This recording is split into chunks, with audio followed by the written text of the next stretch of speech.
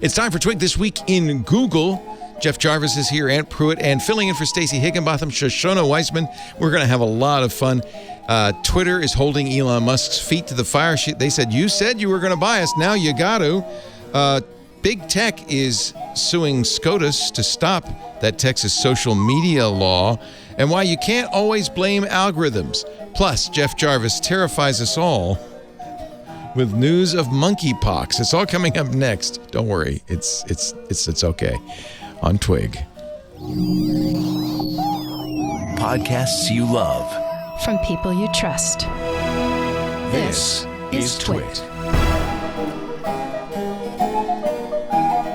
This is Twig. This Week in Google, episode 664, recorded Wednesday, May 18th, 2022. Slothtoberfest. This Week in Google is brought to you by Buck Mason. Buck Mason's clothes are second to none. Once you try Buck Mason, they'll become your go-tos too. Head over to buckmason.com/twig and get a free t-shirt with your first order. And by Nureva. Traditional audio conferencing systems can entail lots of components. Installation can take days, and you might not get the mic coverage you need. That's complex, expensive. But Nureva Audio is easy to install and manage. No technicians required, and you get true full room coverage. That's easy economical. Learn more at nureva.com. And by HPE GreenLake, orchestrated by the experts at CDW to help deliver a seamless and scalable cloud experience that comes to you. Learn more at cdw.com/HPE. It's time for Twig This Week in Google, a show where we talk about the latest news from the Googleverse, the Twitterverse, the Facebookverse, and all the verses. Aunt Pruitt's here, hands-on photography maven, community director at Club Twit. And his shirt says no, but his eyes say yes, yes. Yes, yes. Woo! Woo! I'm just going to chill all up and down my spine. I'm sorry, everyone, for doing that. I know I have a way. He's taken, ladies. He's taken. That's the Leonard Tao Professor for Journalistic Innovation, ladies and gentlemen, from the Craig Newmark Graduate School of Journalism at the City University of New York, Jeff Jarvis. And Stacey has the week off, but Jeff has brought us somebody I'm very excited to meet. Shoshana Weissman is here. She is from R Street. She's a digital media and head of digital media and a fellow at the R Street political think tank. She's also Senator Shoshana from East Virginia. It's so great to have you. I hope your primary bid goes well. Yeah, it was actually fine yesterday. Okay. Woshana Seisman lost. Oh, good. I hated her. Yeah. Okay. We have a lot to talk about, but I guess I'm going to have to break our covenant not to talk. We don't talk about Elon. We're not? We're going to have to Woohoo! We're not. No, we have to talk about Elon because the Son. plot thickens. So Elon, who... So does the skull. Yeah. So does the tongue. Elon agreed to buy Twitter for $54.20 without doing any due diligence. That was literally part of the agreement. Okay, no problem. No due diligence. Then... Apparently, somebody was he supposed to do due diligence? Well, one normally does when you bid $44 billion for something. And even you if think it's the not people whose money you're even if it's not your money on that. Yeah, but he got. I think he's getting cold feet, which I wouldn't blame him. He suddenly noticed that Twitter has a lot of bots on it, a lot of spam bots on it, and he said, "Well, we had no idea. This is going to put this on hold." Now, the latest is Twitter saying, no, we're going to hold you to it. You signed on the bottom line.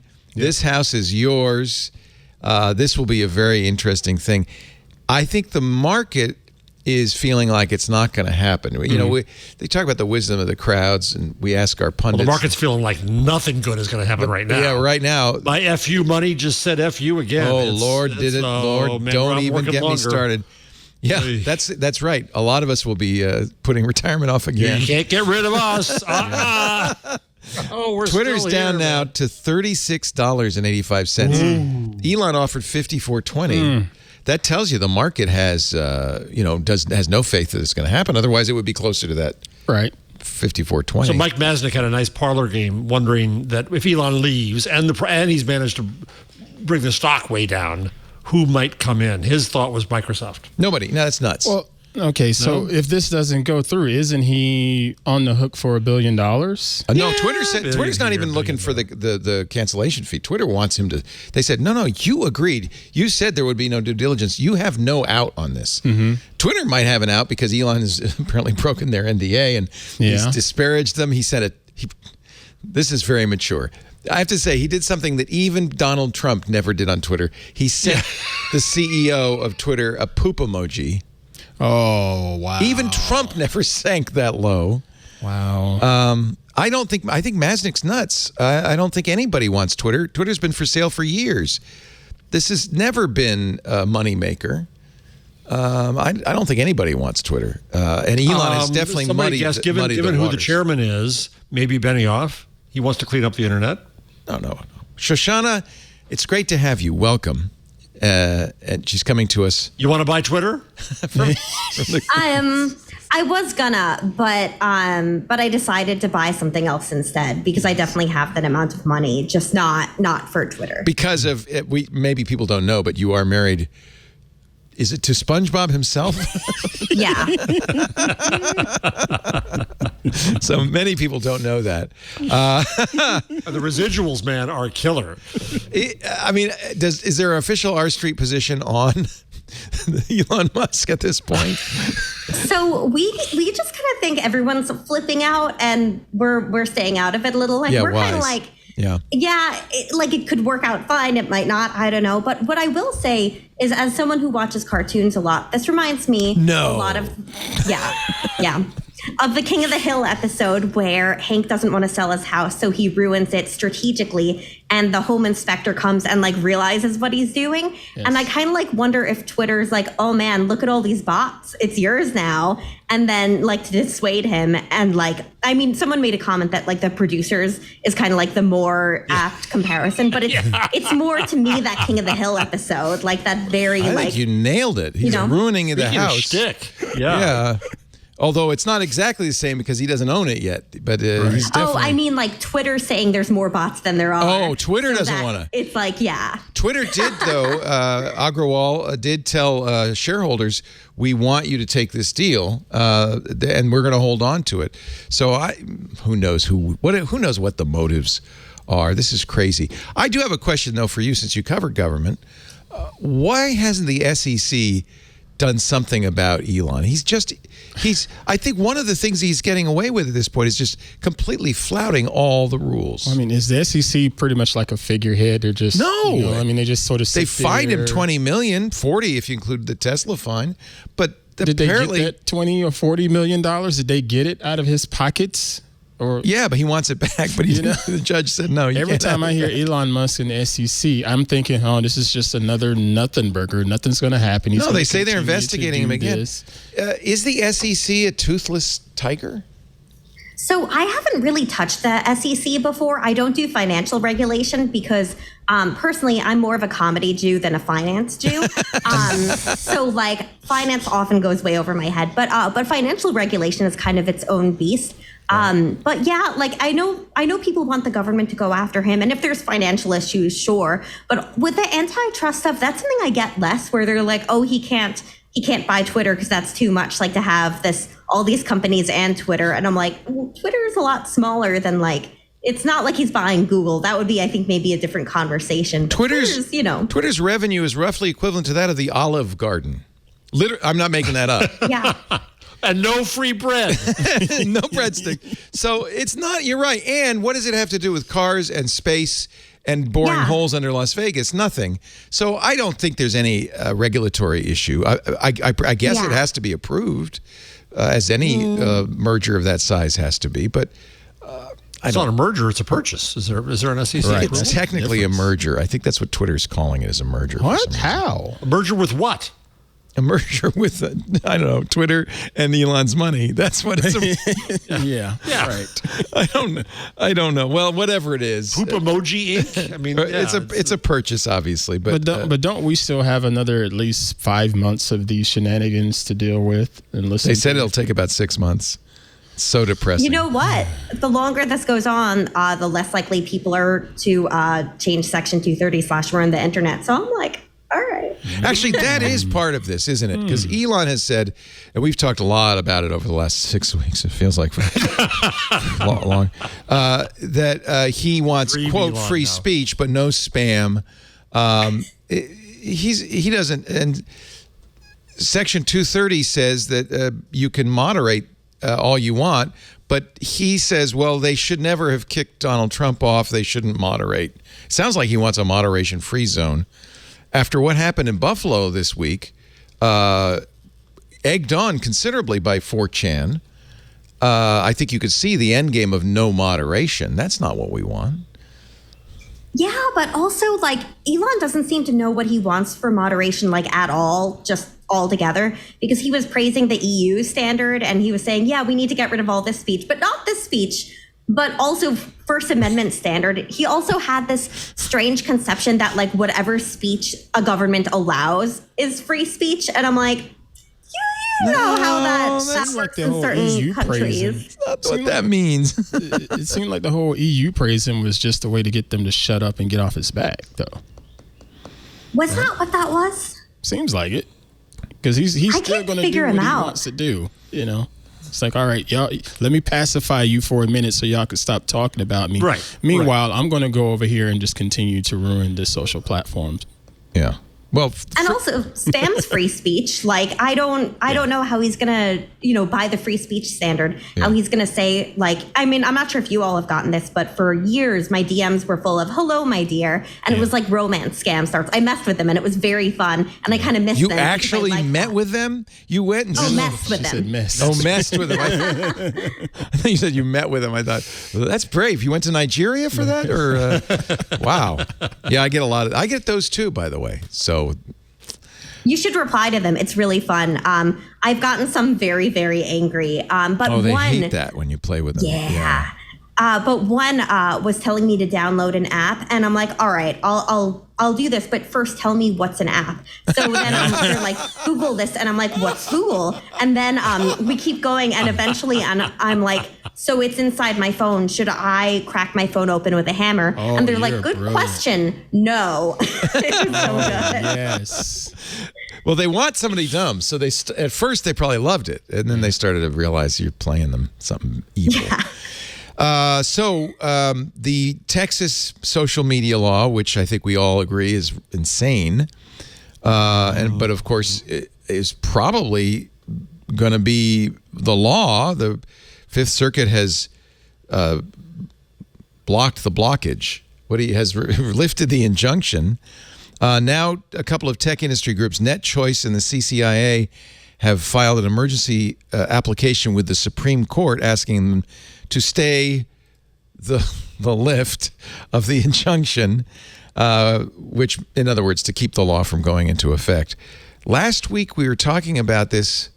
I can't remember if it was Mike Masnick who said that, unfortunately, the Fifth Circuit's guy on the Supreme Court, the guy who would rule on this in the shadow docket, is none other than the wonderful Justice Alito. So I'm not sure an appeal to the Supreme Court for an emergency injunction will. Well, the other thing is that in the legislation itself, someone, I forget who it was who said this week, it might have been Masnick, because Masnick says all things, is that within the law itself, it negates itself because federal law supersedes it and Section 230 supersedes it, so it's the law that isn't. It's an NFT of laws. Right. NetChoice and CCIA say the Texas law is unconstitutional, which it obviously is, because it essentially amounts to the government compelling a private business to carry speech they otherwise would remove.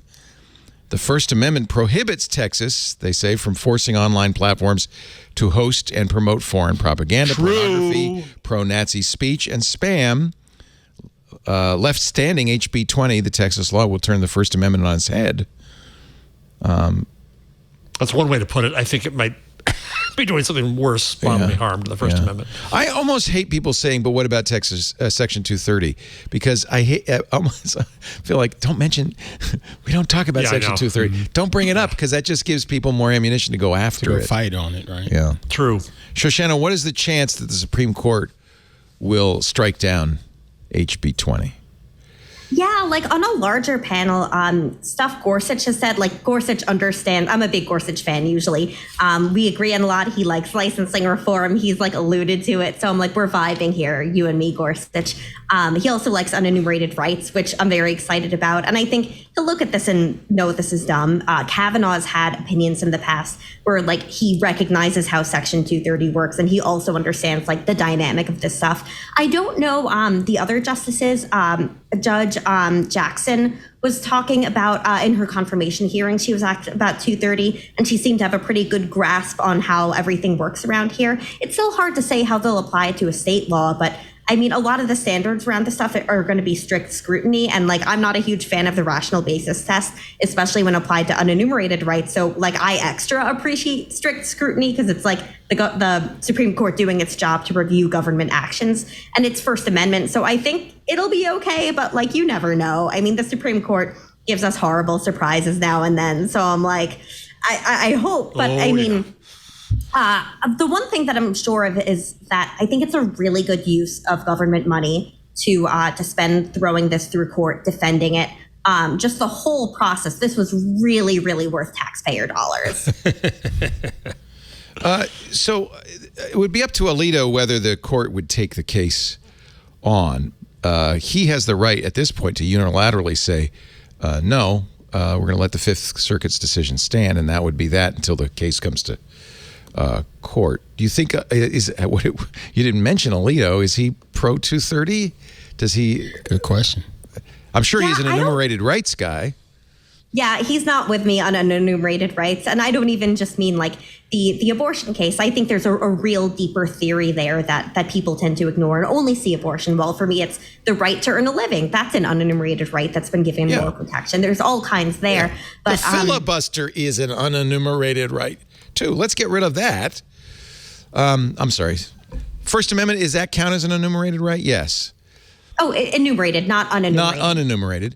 But Section 230, enumerated merely means it's mentioned specifically in the Constitution. Yeah, they wrote it down. And the Ninth Amendment says just because we didn't write it down doesn't mean don't protect it. They get the same protection. And then you had judges for like decades being like, I'm going to ignore that now and just kind of do what I want. So I'm big on like unenumerated rights theory, that it deserves the same protection. But like we're talking about fundamental rights with this case, like the, free speech, which I think it's I don't think it should be treated differently than enumerated rights, but it is. So it's harder for the court to mess it up. It doesn't mean they won't, but it's definitely like less likely that you're going to look at their decision and stress out. But, it still depends if Alito is going to do something beforehand. I haven't read him on tech law. I know him on certain areas, but not this. So I'm just hoping he won't disappoint us. Oh, it'll be very interesting.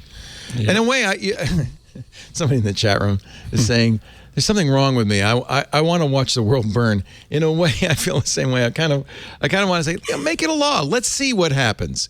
Be very interesting to see what happens. What would the consequences of the HB 20 be? Would Twitter can't say we're not going to operate in Texas?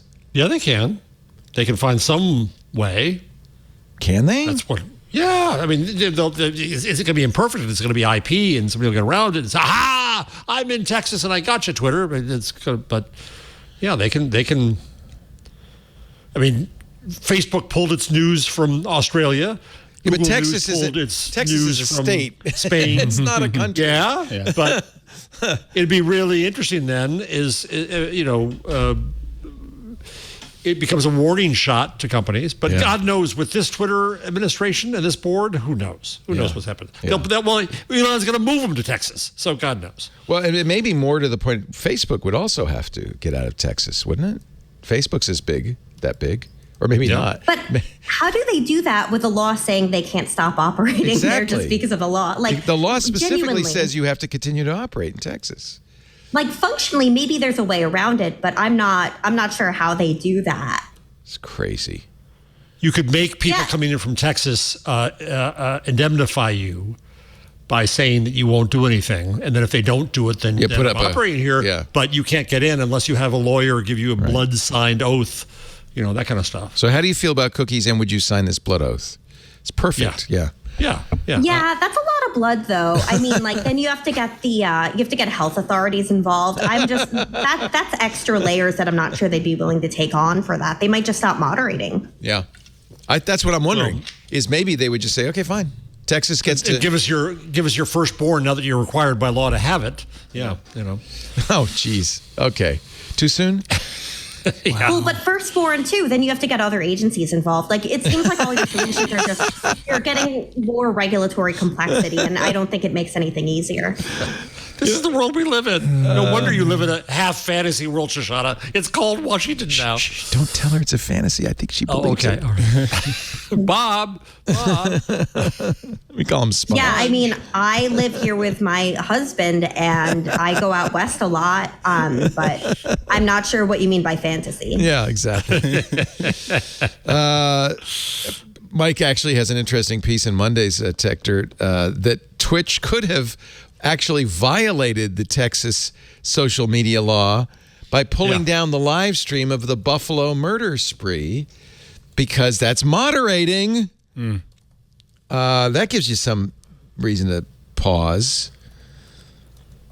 It's just also stupid. It's such a bad law that you almost want to see what would happen if they tried to enforce it.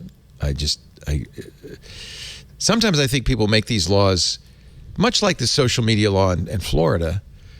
And of course, Florida says you can't protest in front of justices' homes, even though there are no justices in Florida. I feel like they make these laws.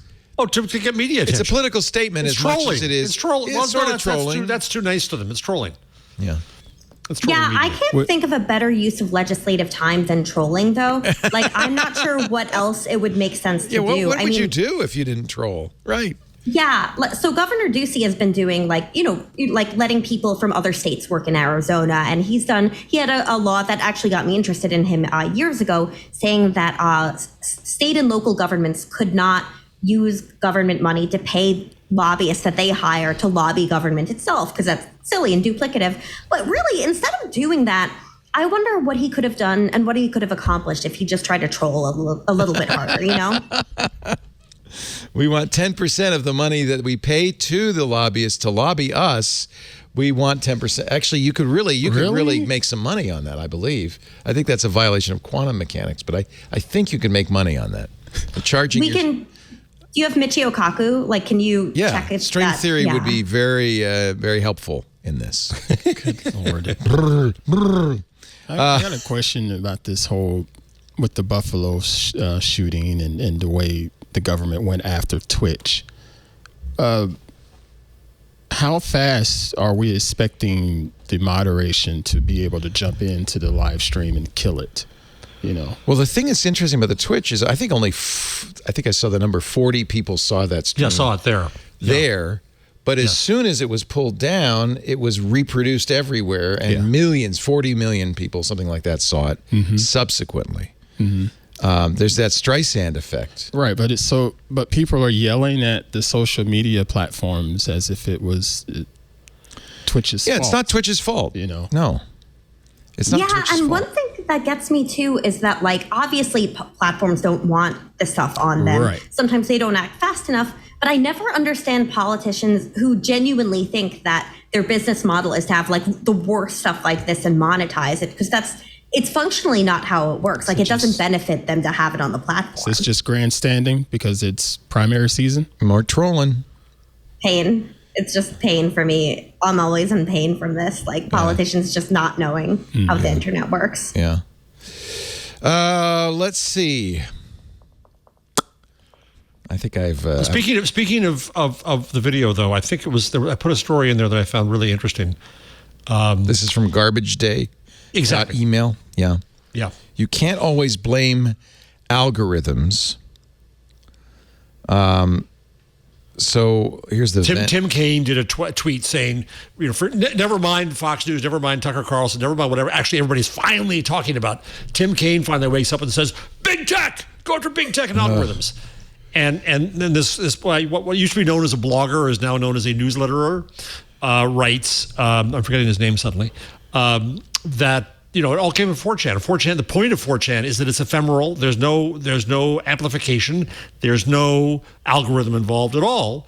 And so this idea that let's get rid of all the algorithms because that's what's corrupting society. Sorry, guys, not in this case. It's the other way around. Yeah. It's TV and it's 4chan meeting. And I'm sorry, Tim Kaine. I don't think you could call 4chan big tech. No, you can't. No. You can't. We must stop, he tweets, we must stop big tech from propagating big lies that lead to carnage. I don't think anybody in big tech wants replacement theory propagated. He clearly had no idea. No idea. It was an easy thing. Son of a... It's really frustrating though, but especially because like you're saying, like the bad stuff comes on other forums that has nothing to do with algorithms, and algorithms just go for what people want anyway, and sure, try to mitigate the harms. But like, I mean, I'm still kind of floored that I remember the video game moral panic when I was a kid. I remember that. But then like looking back and remembering that Congress was basically having hearings on 7 pixels, I just can't like trust them on anything when it comes to like these moral panics. Yeah. I'm researching right now moral panics. So watch out, Ant. Get your finger ready. I've been saving things.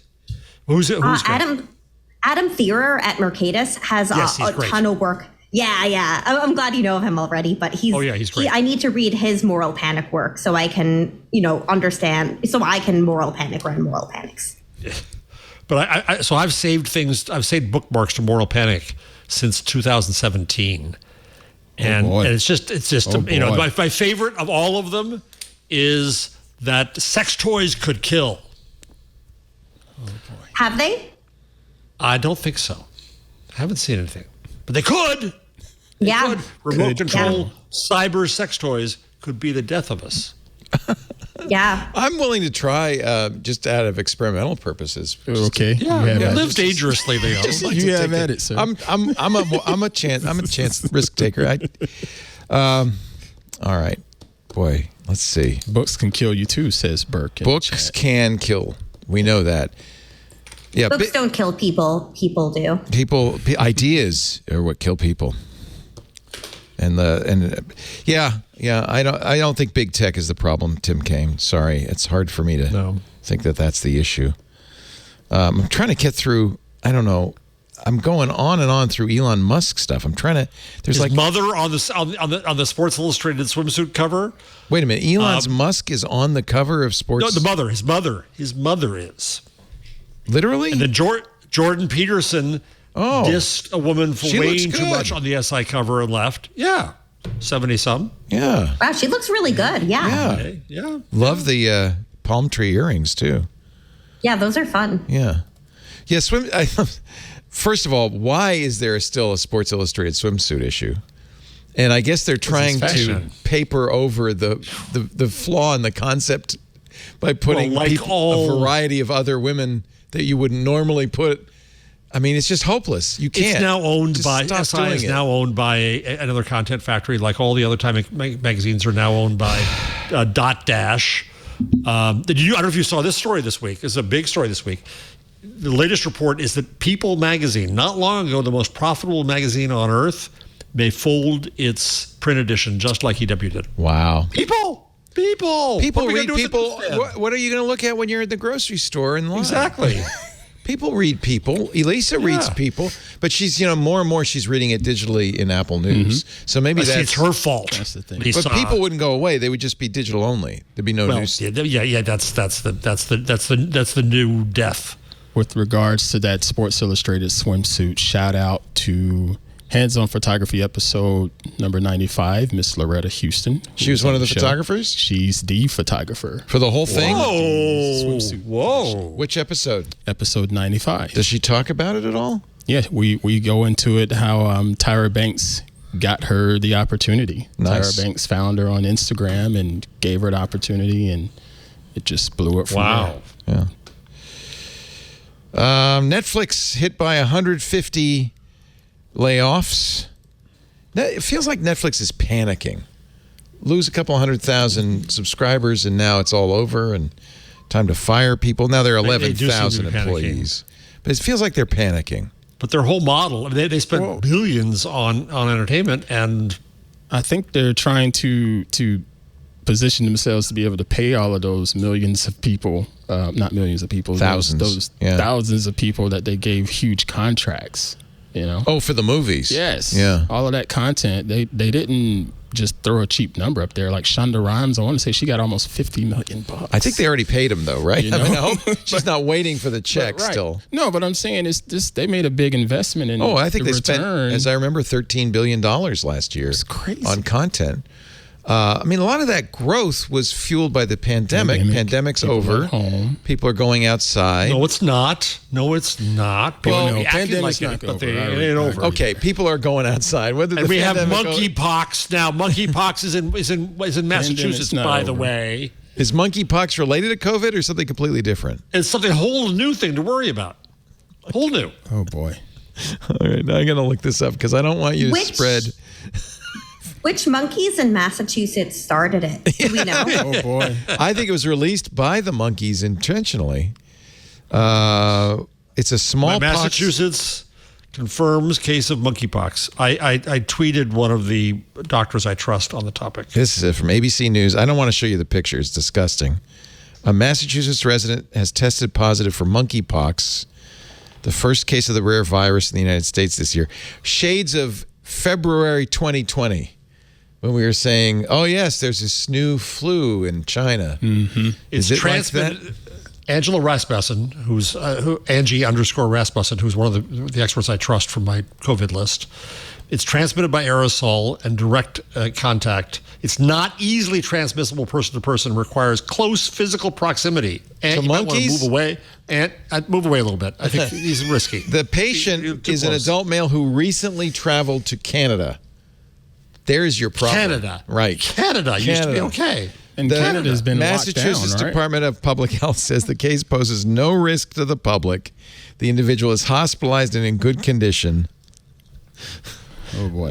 Don't worry. Good old panic, huh? Monkeypox. Hit the moral panic button. Monkeypox is a rare disease caused by the, appropriately enough, monkeypox virus. Anyway, I didn't mean to get us off. I think we don't have to worry about monkeypox. Yeah. Okay. We still got to worry about COVID. It's not over, Leo. No, but from the point of view of Netflix, it is. Well, anyway, Netflix, they see the writing on the wall with all of those subscriptions dropping, and now they're talking about different ways to pivot. They did say in their quarterly results that they anticipate millions of subscribers lost in the next quarter. So they do see an avalanche coming. But I think they had this is what we're seeing now in general in the tech industry. There were steep growths over the last 2 years. Tech industry garnered trillions of dollars in windfall profits from COVID, and now it's over. Yep. What's the next move?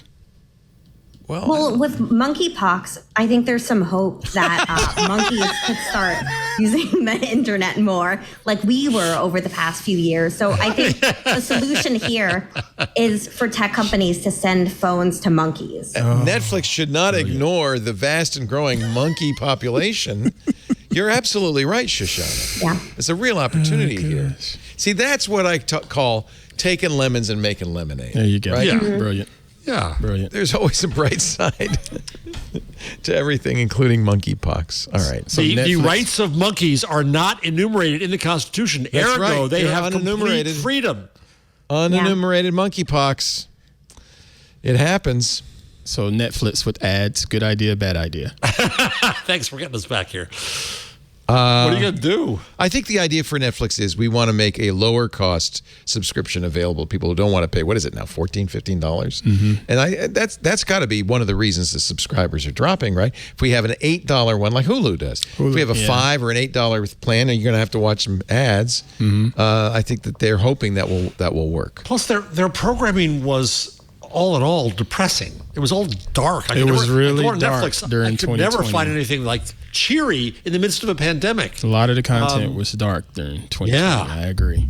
Yeah. Meanwhile, Hulu is where you can find King of the Hill. Pretty cheery stuff. I have been, Shoshana, I admit it, watching a lot more Hulu lately. So maybe that's it.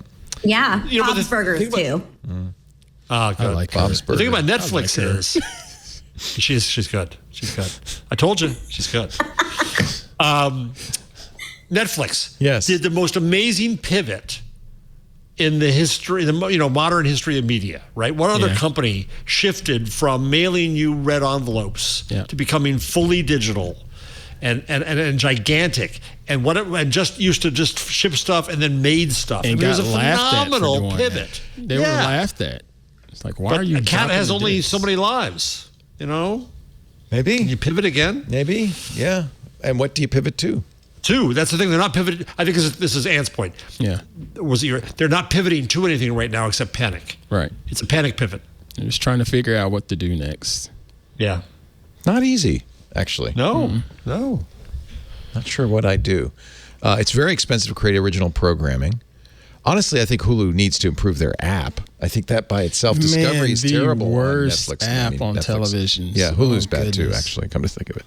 Also, they won't let me record brief clips to make GIFs. And I'm just offended by that. Yeah, they used to let me. That's very short-sighted. I go to a museum and occasionally go to an older museum and they say, no pictures. No Instagramming. The hip modern ones go Instagram. Here's an Instagrammable photo. It's promoting us, Why wouldn't you allow people to make clips to promote it? Maybe their contracts with the creators are limited, but they should redo those then. Oh, fogey. So they used to let you do King of the Hill clips, and you can't do that anymore? Yeah, just through a screen recorder. Now they block that. And all I'm asking is just for 30 seconds. I'm not doing the whole thing, but 30 seconds and throw on a Hulu logo. That's just good branding, because my GIFs get very good traction on Giphy. So they're wasting a branding opportunity. Wait a minute now. Wait. Yeah, now we got to go and done this. I'll take a break. I was about to ask a question, but no, this is the new Giphy cottage industry. I think this is very exciting. Yeah. I'd like to know. Do you have a favorite? Do you have a best Giphy? A GIF you've ever made? There's just a lot of really good ones. Lately, I've been a fan of Homer Simpson when he's sleeping in a hammock and a caterpillar crawls into his mouth and he coughs out a butterfly. That's really, Does Giphy allow you to, do you have oh yeah, you do. Yeah. You have an account. You have an account on Giphy. And for GIFs. Yeah. Mainly ones that people don't have, it's not easily Googleable, or it's one that I've created and I have trouble finding. They have millions of views and I'm just all right, I needed this, so maybe you need this GIF too. But you can't monetize your Giphy views. No, I don't really monetize stuff that much. I'm a capitalist, but I'm really bad at it.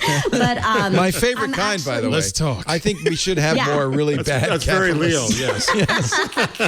But I'm working with the Sloth Institute, and one of my projects that I've wanted to do with them is to get their cute videos of sloths and make GIFs and always have their logo on it, so then people can go back and then be like, "Oh, I should donate to the Sloth Institute." Of course. Wait a minute, like sloths, the animals, sloths and trees? Mm-hmm. Yep. Is this a political act? Is this on K Street? Is it a political action? No, this is another thing. Okay. Yeah, they're based in Costa Rica, and I always thought it would be really freaking funny if I got to be an associate fellow at the Sloth Institute. And I kept tweeting them hey, what if I was an associate fellow with you? So I am, and I actually do government research for them and help out a little with social media. Why are you still, let's put that in your lower third. I know, look at them. Look how cute I they love are. sloths. They actually do incredible work. I just saw a great video of a sloth being reunited with its baby. Yeah. It's the sweetest thing from that. Oh, I just saw that. It was so cute. The sloth hug. Wasn't that? What's really sad is they always look like they're smiling. That's why I love them, because they're just always smiling at you. But when they're in pain, they're smiling. Yeah, it's really sad. Yeah. But they do amazing work to stop sloth electrocutions. They hang from stuff. The wires there aren't well insulated, so they're actually working on stopping it. And lots of sloths die that way. They rehabilitate.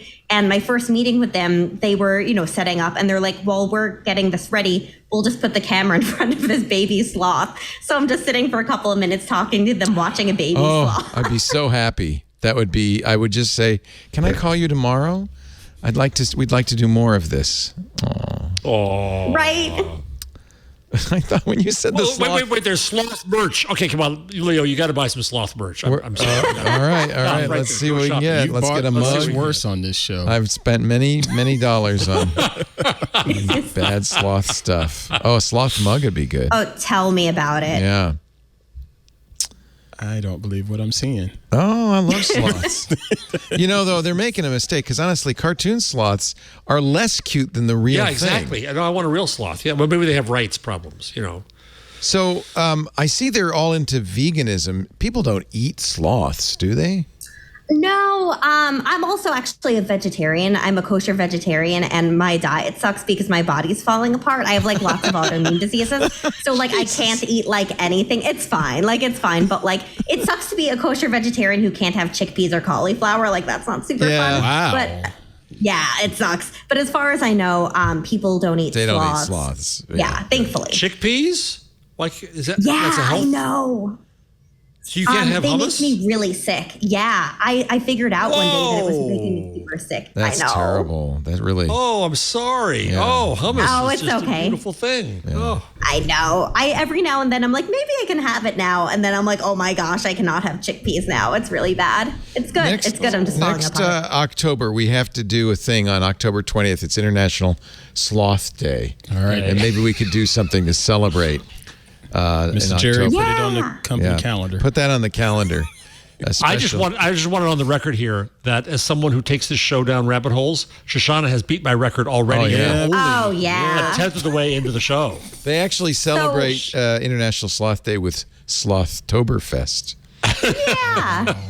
So a couple of years ago, I was giving a talk with Governor Ducey at ALEC, and it was us two at a dinner on the main stage, and I ended it letting him know that Texas is beating Arizona. Texas is the only state in the country that has a three-toed sloth, and I asked him what he was going to do to get more three-toed sloths to Arizona. So if you think I take you guys down rabbit holes, just know that that's what I do for a living. Well, the big sloth deficit is something I think all Arizonans are concerned about. Yeah, that's a serious issue.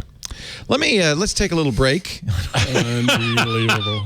As if we haven't. Shoshana Weissman is with us. She's great. Not only a policy head at the Sloth Institute, she also is head of digital media at RSI, a fellow there, and Senator Shoshana from East Virginia on the Twitter. And of course, Aunt Pruitt and Jeff Jarvis as well. Our show today brought to you by Buck Mason. Love my Buck Masons.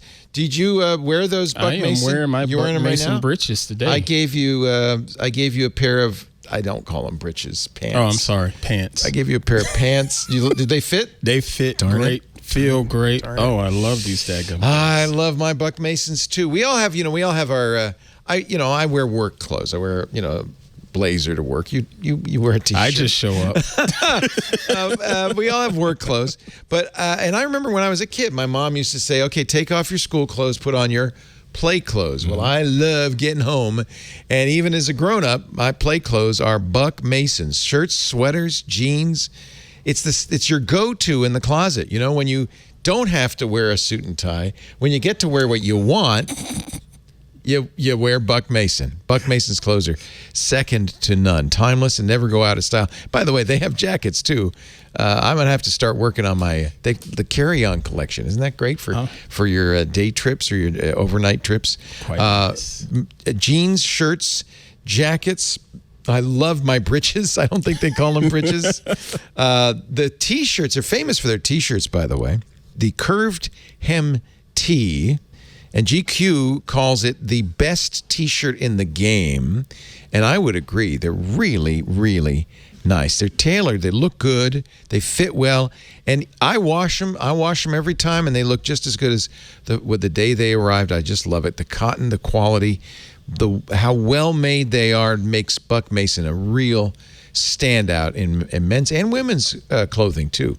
Once you try Buck Mason, they'll become your go-tos, too. So I want you to visit Buck Mason, BuckMason.com/twig. What are you going to get? Well, as a little reward, you get a free T-shirt with your first order. BuckMason.com/twig. buckmason.com/twig. I know there's people who like to wear T-shirts with other people's advertising on them. Buck Mason, I like it because it does. I'm not advertising for anybody except my beautiful body. buckmason.com/twig, BUCKMASON. Get that free T-shirt with your first order. I love the Buck Masons, and you know what? You're probably a hard guy to fit. That's the key. These are definitely Queen Pruitt approved because I put them on. They're so comfy and she's like, "Ooh, them look good on you." So yeah, because it's a hard time finding breeches to fit in these. Not breeches. Are those sweatpants? Are those Buck Mason breeches? Oh yeah, I could tell because the. Boy, you have massive thighs. Yes, I do. But they fit. They fit. So, and I can tell because the material's not thin. It's solid. Heavy. It's thick. Yes. Yeah. Feels great. So yes, I need to get some more of these. Buckmason.com/twig. Thank you so much for supporting This Week in Google. Shoshana, this is not a typical show. I'm so sorry. That's because you're here. It's self-fulfilling. I guess so. It wouldn't be a typical show of any kind if Shoshana's here. It's so nice to have you. We appreciate it. Breaking disinformation, hot news. Yes. So Charlie Wartzel, I just put it in the rundown at 1:55. Okay. Says that Costco, did it disappear? Did he already take it down? Hot dot crash. Oh, he killed it. He pulled it down. He didn't like it. What did he tweet? Tweets, you Costco's stock crashed 13% with a meme account that tweeted a fake headline that Costco was raising the price of its hot dogs due to inflation. Oh, that's one of the few things that has not changed in years. The $1.50. You got to wonder what it's made of because if you don't raise the price. Well, it's like the Costco. You know what? Here's a secret, and I know you don't trust me because of the cacio e pepe, and screw you for that. But the Costco chicken, the rotisserie $5 rotisserie chicken, is incredible. Glenn. Yeah, it's great. Yeah, wonderful. So the stocks are tumbling. So the hot dog was the cause of this. The hot dog. Yes, caused the crash. The belief that it was going to go fake up. rise in price. Fake rise in price. So I will say it's not the first time that like a hot dog has been a big indicator of like the direction of a company. I'm a big fan of the Snapchat hot dog because that was kind of like their plan to monetize. They're like, here's a dancing hot dog. And I kind of feel this is very much the same thing where it's like hot dog, company crash. Like it just makes sense.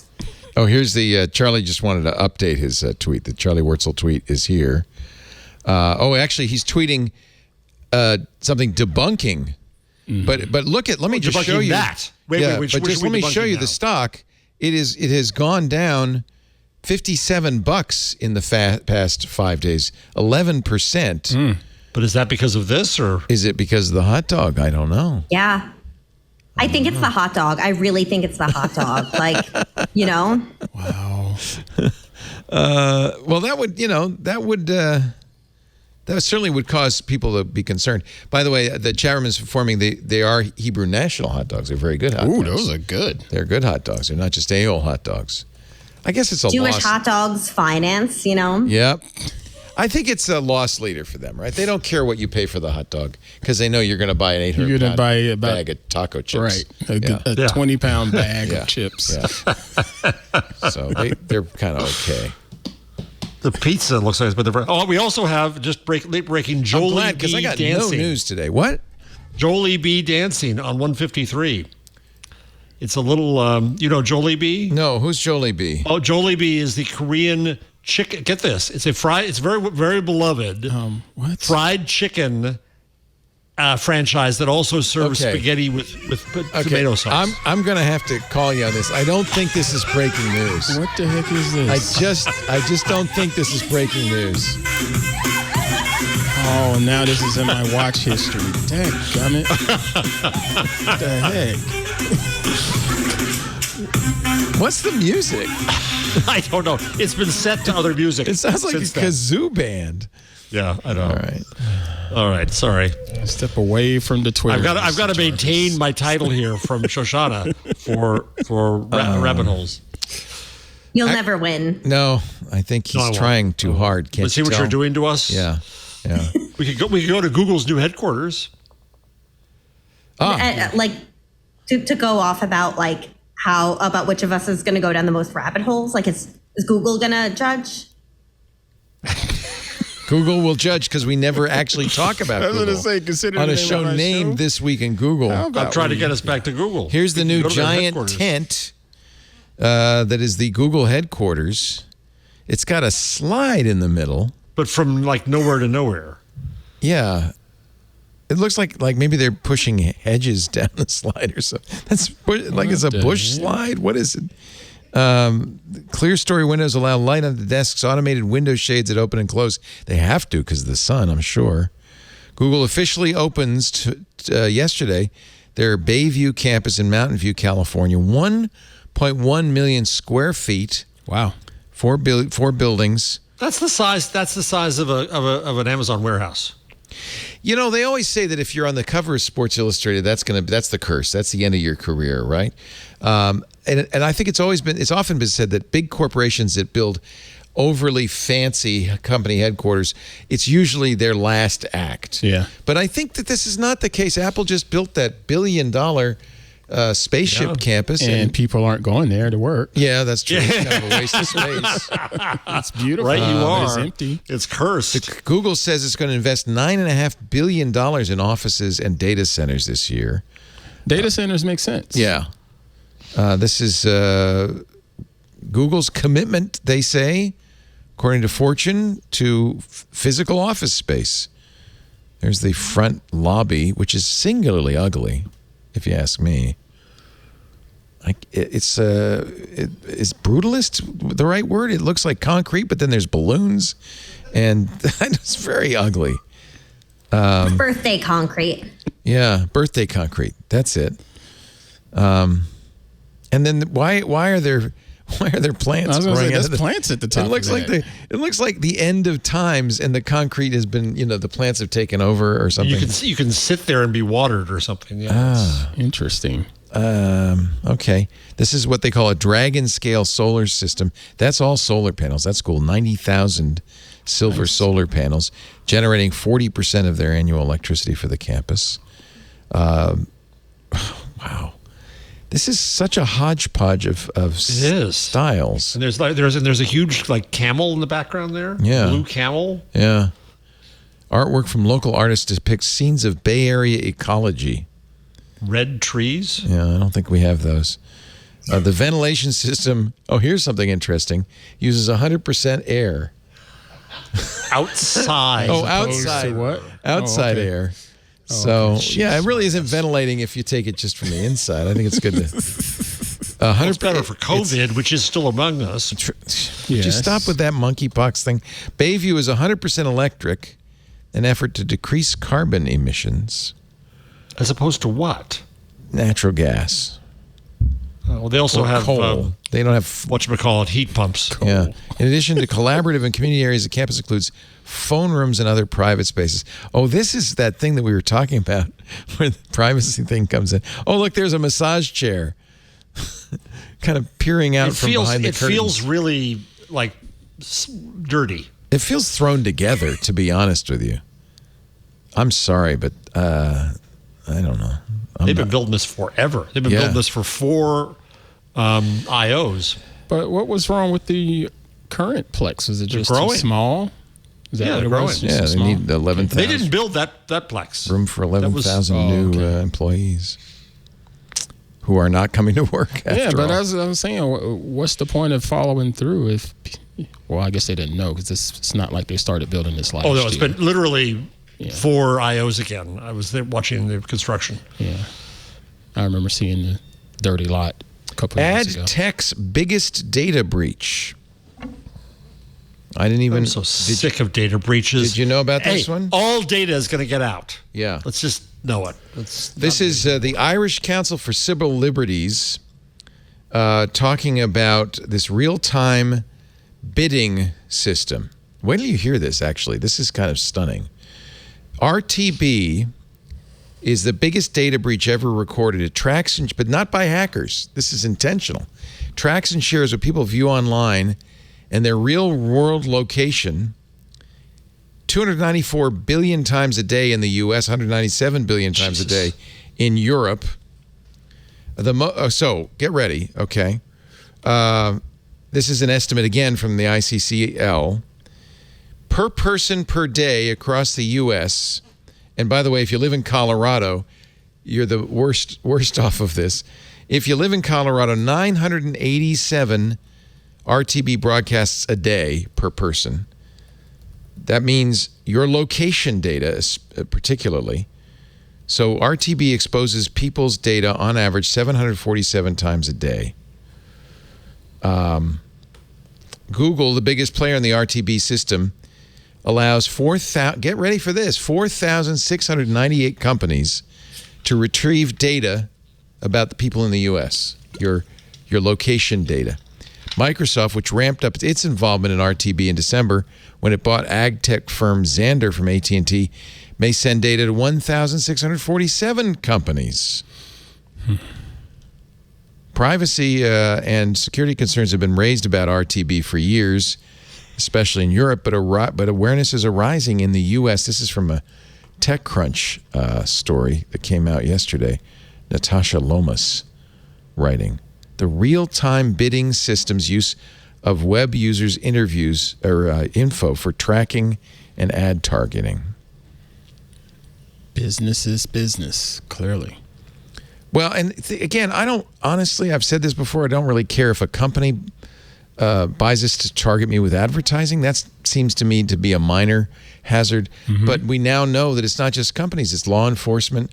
In Texas, it could just be your neighbor trying to figure out if you went to an abortion clinic recently so he could sue you. Mm-hmm. This is becoming, the warning went out, if this Roe v. Wade decision goes through the Supreme Court, you should probably not use a period tracking app. Right.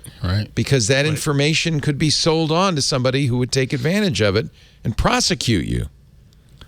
And those apps have had leaks. I think Flow is the one that had a really big data leak. And also one thing that I actually love related to this is Senator Ron Wyden, obviously, who created 230. I was in Oregon giving a speech, and I'm like, Ron Wyden created 230, the thing I'm talking about. 230 fangirl.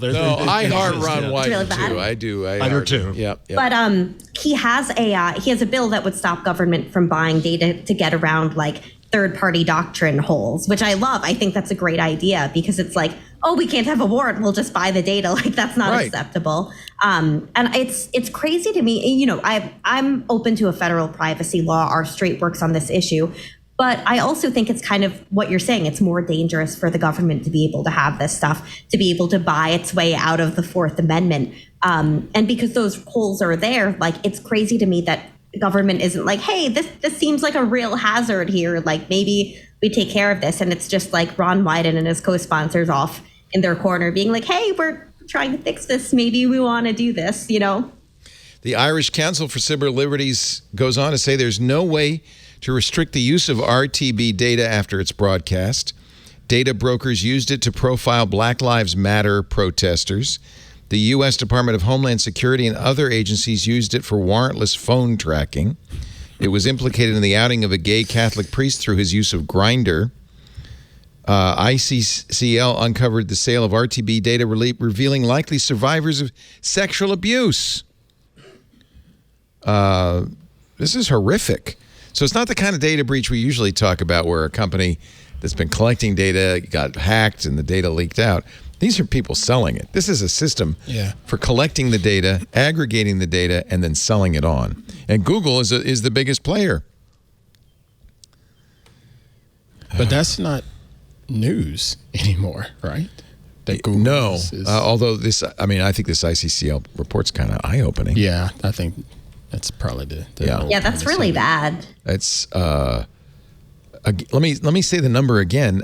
An average American has their online activity and location exposed 747 times every day by the RTB industry. 747 times a day. A lot of that information is coming from your phone and from Google. Or they don't mention Apple's involvement in this. I'm going to hope Apple's not involved, but maybe Apple didn't want to comment or figured out a way to lock out. Yeah, I mean you don't have to sell this data on. Well, Apple I don't know, basically whenever stays I out get of ad data. things. Go ahead, Shoshana. Oh, sorry. Whenever I get anyone's data, I just sell it. So, Yeah, who wants it? I don't need it. Anyway, so that's not the typical kind of data breach, and you're right, it's been going on probably forever. But the magnitude of it is kind of staggering. I really do think the third-party doctrine thing is something that's not talked about enough in policy. Like, it's kind of crazy to me that there's the moral panic around 230, while with third-party doctrine, they're saying, oh, if someone else also owns your data, you have no interest in it, which is just nuts to me. I actually got interested in it through the Gorsuch concurrence in Carpenter. I thought that was a really, really interesting. I think all the opinions in it were interesting, but it's something that we should be thinking about more than like, why did Twitter ban or not ban this one dude, So I'm going to, in a kind of explain to me like a fifth grader, explain this, and you correct me if I'm wrong. The Fourth Amendment of the Constitution has a prohibition against unreasonable search and seizure. You have to have, in general, probable cause and a search warrant. That's, of course, slowly been whittled away. But after several Supreme Court decisions, this third-party doctrine has arisen that if you already are giving information to third parties, like your phone company or your bank or your ISP, then you have no reasonable expectation of privacy for that information. Is that essentially what you're talking about here, Shoshana? Oh boy. Yeah, that's basically it. I'm not as deep in it as others are, and it's definitely not my deepest issue, but it is something that's kind of up there for me that we need to shore up, whether through the courts or through the legislature or both, because it doesn't make sense and precedent. Like what used to happen in early America was not the understanding. But government likes its power, so it'll try to get our information and get around warrants as much as it can. So let me try to understand what you said as a second grader. You're basically saying because I have a phone, because you share that data with other expectation of privacy. Just because I own a phone, only for the data you already share with other parties, like your location data with Google, the government has a right to that. You've basically given up your right to privacy in that regard. It's not protected by the Fourth Amendment. And in fact, get ready for this, Bitcoin advocates. In 2020, the Fifth Circuit, our favorite circuit out of Texas, found that transaction data with virtual currency exchanges like Bitcoin, cryptocurrency, are like bank records. So they're not protected either. They are not protected by the Fourth Amendment. So all the people who say, oh, yeah, Bitcoin is private, it's secure, not according to the Fifth Circuit. That's a terrifying thought. So that's, I guess, the whole idea of these auctions, these data auctions is, well, it's worse. Is the government doesn't have to collect the information. You're voluntarily giving it up. Giving it up. They just have to ask for it and or buy it if they want on the exchange. That's pretty scary. Do you know, Shoshana? I understand this isn't necessarily your exact area, but do you know of government agencies that are buying this information? Yeah, I know it's been happening. I genuinely don't remember offhand which agencies, but it's been something that's become common practice, which, logistically makes sense. If it's a way they can get around needing a warrant and due process, of course they're going to do it if they can. Right. Law enforcement has had that problem forever.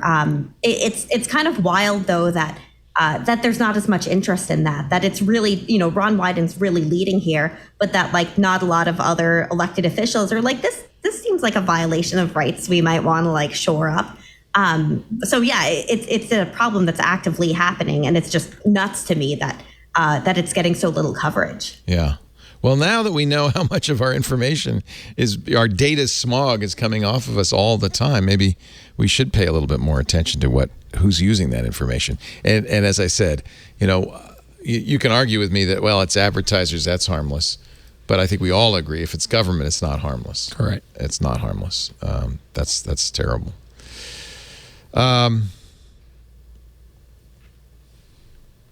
Did you hear Google hired a former Apple? Yeah, that was a good story.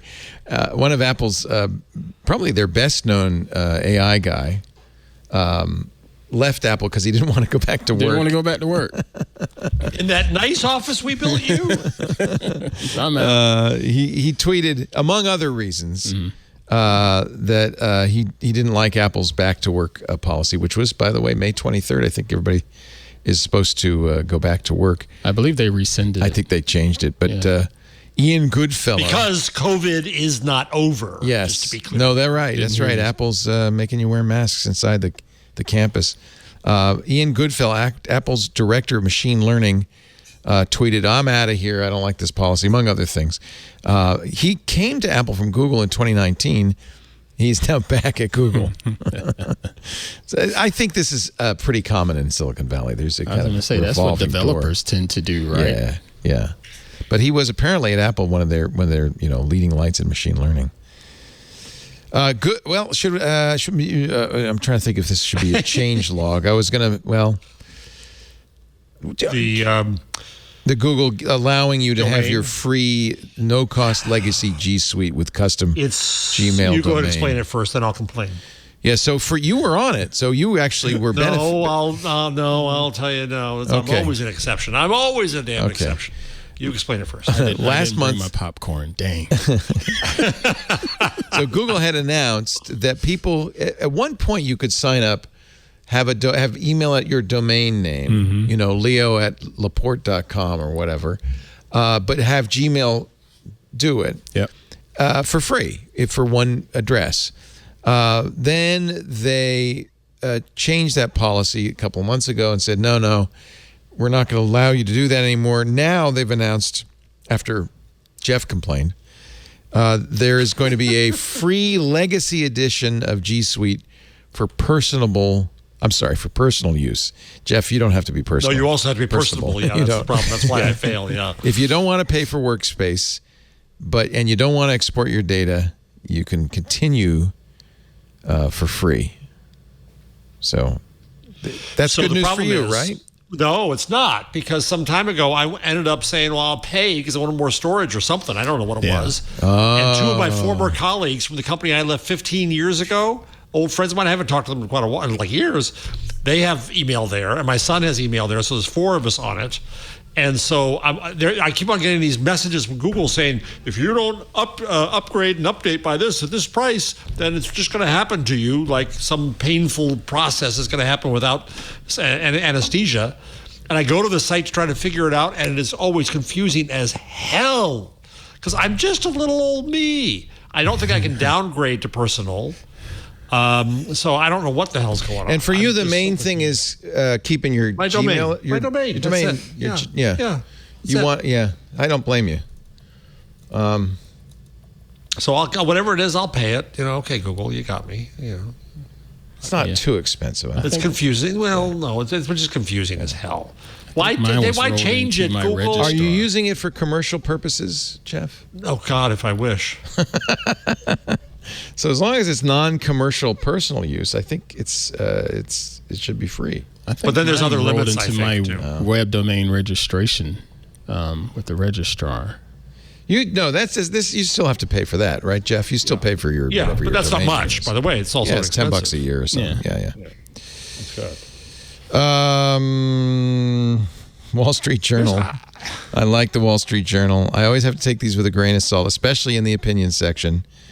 Don't try to regulate Google Ads. Todd Henderson. I think Shoshana will like this one. Senator Mike Lee has some legislation that would forbid Google and other tech giants to build and operate digital advertising exchanges from owning the tools that help buyers and sellers of online advertising. This has been a long-time criticism of Google, that it's both the house and the dealer and runs the whole thing. Anyway, the Wall Street Journal doesn't like it because... Well, this columnist, this professor. Not only is this bad policy, but it's based on the faulty premise... But he explains it. Yeah. That advertising markets are analogous to security markets. So do you agree with Mike Lee's legislation, Jeff? Yeah, he says... No, I don't. He says in this case... I don't know. Honest answer is I don't know. How rare do I say that? This guy makes a good point, which is that this structure... because it could operate so efficiently, opened up in a shrinking, ad market. It opened up new opportunities. And if you go back to a world where they can't talk to each other so fluidly, he says you're going to lose ad opportunities and media is going to lose again. And I don't know. But it's the Wall Street Journal, so I don't know. Well, every time I see opinion in the Wall Street Journal, I have to go. I know, same here. Am I for it? Am I against it? I put it in there because this one made me think and say, oh. Professor Henderson does say if Google offers a bad deal, advertisers and publishers have plenty of full-service ad companies to choose from. Amazon, Facebook, Microsoft, Verizon. So advertising is not what you don't go out to the golf course with your buddy Joe and sell them 6 months of ads in the sports section, right? All that is so far gone. Right. It's all done automatically. Auction. Yeah. Yeah, in a trading in a make believe trading floor. Art auction houses, he says art auction houses offer tools for buyers and sellers, and sometimes even bid in the auctions they host. Well, I don't know if that's such a good thing. That's one of the complaints people have had about these NFTs is that a lot of buyers of NFTs are pumping the price up artificially by selling it to themselves and then buying it and then selling it and buying it. I'm not against regulating it. I'm not against, by any means, investigating it. I just don't think we know fully yet how this marketplace works because it's so big and so complex. Look at that prior story about the leak. Look at the volume you're talking about there. Wow. You can't go back so easily. The focus on delivering value to end users was a central insight of the Chicago School of Antitrust, to which conservatives like Senator Lee used to look for economic insight. In making an inapt analogy to the security market, Senator Lee's bill would take us back to a less efficient time. I just feel stupid because it seems like a good idea to me, but I don't want to be inefficient, for God's sake. Shoshana, have you covered this at all? A little bit. I mean, a lot of the bills I think aren't really necessary. Like if Google is doing fraud's already a thing you can't do. I don't think you need regulations on top of it. It's possible that there's something I'm missing, but a lot of like Lee's and others' arguments are that there's like no place to place your ad except for Google and Facebook. So they're like a duopoly. And I'm like, no, you can put your ad somewhere else if you choose. You can talk it out with someone, figure out other methods. But a lot of their argument is that the market's so tight that if they don't like this, they can't go elsewhere. So I think it's still part of that big tech moral panic. I'm definitely not knee-jerk against regulations if they make sense, but I think this one is just a little too moral panicky. And I tend to think that look into it, sure, but right now I don't think there's a strong case that Google's doing anything that needs new legislation. People often point to stuff like where Facebook inflated video views, but like that was fraud, and the FTC was like, this is fraud, you can't do that. And I think that's how it's supposed to work. There is a mistrust, though, of regulatory ability to catch companies like Google and stuff like this because it's so arcane and so high speed, and it's so mostly so opaque that it's not clear how regulators would know if there were an issue, if there were fraud. Then I'm not sure new legislation would fix that, though. That's I true. do think that government anymore. Needs to, government needs to better understand tech. And actually, one thing our streets advocated for is reinstating the Office of Technology Assessment to hire experts, so that way we can understand stuff better. I'm very open to that, just more expertise in government. We've also been advocates for more staff pay, because while we want to shrink government, like having a just wildly inefficient government with no institutional knowledge is not very efficient. So I think there's a lot that has to happen before you can get to that point. But part of it too is that I don't trust regulators who don't understand what they're regulating, and that in itself can cause problems. It can cause regulatory capture problems, and it's something I see quite often where it's like, oh, I don't understand it, I'll defer to the expert who runs this business, and then oh wait, they're the only business that exists. That's weird. How did that happen? Yeah, exactly. No, I completely agree with you. Newt Gingrich dissolved the Office of Technology Assessment, and that was a massive mistake. That left members of Congress without any objective information about how this stuff works. So I don't know. It's worked out pretty well with all the illiterate Section 230 bills that have come out. I think it's going pretty well. I mean, honestly, this has come up with when people talk about Senator Feinstein, who's, clearly kind of towards the end of her abilities, but as the staff does most of the work, right? So it really does come down to how smart your staff is, how good your staff is. Is it? And you said, Shoshana, maybe there should be more staff, but staff also should be given tools. Yep. Like OTA. Yeah. better pay, more resources. Yeah. There's all kinds of things that can help. But I've known so many incredible staff paid like nothing. I know someone who ended up going back to Congress. But when they were working, they'd read all of my work before we met, and we became friends because of it. But they were paid like $30,000 doing like a wild level of work and really, really trying. So of course they're going to leave to go to the private sector.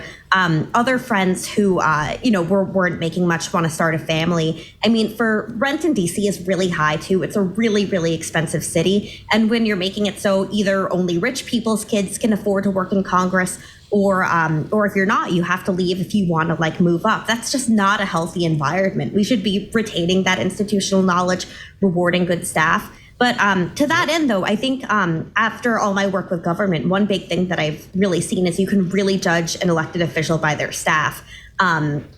People who have really good, strong, knowledgeable teams tend to produce better legislation and better work. It's something that's really, really important. That is good government, right? I mean, you can't. I think people say, "Oh, well, the senators should be doing all the work," but that I think that good government means first of all, it's a big job, and no one person can do it. And good government means that they're given the resources they need to get the information they need, so they can make intelligent decisions. Yeah, you have to know what you don't know. There's elected officials who come from the military and know those issues really well. There's others who come from business, like Coldstone, and know that really well. But there's all different sides to it, and it's always really frustrating when a politician just wants to knee jerk and not listen to their staff. But the ones who have that like really strong staff, like that's the best kind of stuff. Unfortunately, there could be a little more of it in certain cases, but there also is a lot of really great staff. They just like can't always afford to live in DC and work in Congress. They lose money doing it. Yeah, of course, it's really a sacrifice. So thank you to all I know we have quite a few members of Congress staff members who listen to our shows. So trying to keep up with what's going on. We thank you for the job you're doing. Kudos. It's a great civil service. Speaking of which, by the way, we're working to get Matt Cutts to come back, former director of the U.S. Digital Services. He's a busy guy. He's enjoying life on the street. Is he in Canada or is he in Washington? I think he's in Canada. I'm not sure, but I think Jason said soon. Soon, I think was the word. So looking forward to getting Matt. Speaking of great civil servants, getting Matt back. Yeah. Our show today brought to you by Nareva. Oh. People coming back to work, leaving, coming back, leaving. There's one thing you almost certainly can be sure of in that conference room, that meeting room, that huddles room. You probably have people in person. You probably have people on the phone, remote. You got to mix, and you got to make sure everybody can hear everybody. Everybody's comfortable with the situation. Sometimes that means, I'm going to go spend thousands and thousands of dollars on a traditional system. A traditional conferencing system. What am I saying? Thousands, tens of thousands of dollars. You got to have design software. You've got to have experts. You've got to have that come in. They measure the room. You have a dizzying array of DSPs and speakers and microphones and it's just crazy. Outside technicians who have to come calibrate the thing frequently. It's expensive. It's invasive. It could take your room offline for days. It's about time we entered the 21st century for those huddle rooms, and that's Nareva. Nareva has patented the revolutionary microphone mist technology that means all you have to do for great audio in your conference room is install one or two integrated microphone and speaker bars. They look just like a sound bar you'd have in your home. They fill the room with thousands of virtual microphones. There are no dead zones. Everyone can be heard everywhere in the room, clearly, crisply, no matter where they're facing, no matter how they're social distancing. Meeting and class participants can just talk and move naturally in the space. And remote participants don't feel left out. They don't feel second class. They can hear what's going on. They're part of the meeting. And with Nareva, thanks to continuous auto calibration, your rooms are always instantly ready with optimized audio, no technician required. Your IT department will love it because they get an Nareva console. They get the power to monitor, manage, adjust the system from anywhere. They don't even have to be on site. And they certainly don't have to go from room to room. The simple installation, it's so easy. It's a 30-minute DIY job. If you can install a soundbar, you can install Nareva. So that's going to save on time and cost compared to traditional systems. It looks great. It sounds great. And everybody can hear what's going on. I don't know why you would choose anything else. Why would you want to go with that costly, complicated, traditional system? Make the leap to the modern, simple, economical Nareva. N-U-R-E-V-A. You can learn more at Nareva.com.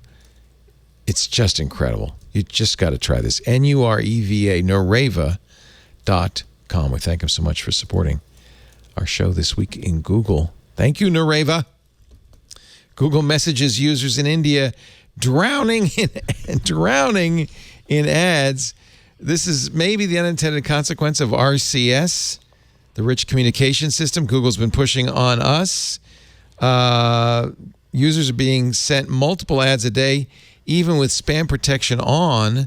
Blocking and reporting the offended accounts doesn't seem to prevent ads from other companies appearing. Personal loans, gambling companies, life insurance. They're abusing, it seems, according to 9 to 5 Google, an RCS feature that's designed to let businesses contact their customers with rich interactive media. Sending customers QR code tickets, letting them make online orders.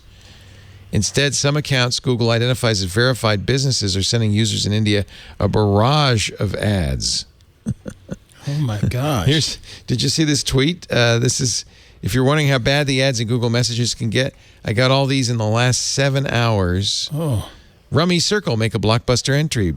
Bajaj Finance, no cost EMI. Flipkart, an offer you can't miss. Can you imagine? Is that costing you money? This is on text you're getting? That's a good question. Messages, Google Messages. No. This is RCS. Well, it might in India. It might. I don't. That's a good question. What can Google do about this, though? I mean, I wonder if it's Google's issue or patched? if it's the phone company's issues. That's a really good question. Indian-based Ishan Agrawal, whose recent tweets have drawn attention to the issue, tells The Verge that the problems have been growing worse over the course of 2022. Android Police says the problem's been around for a year, complaints coming mostly from users in India.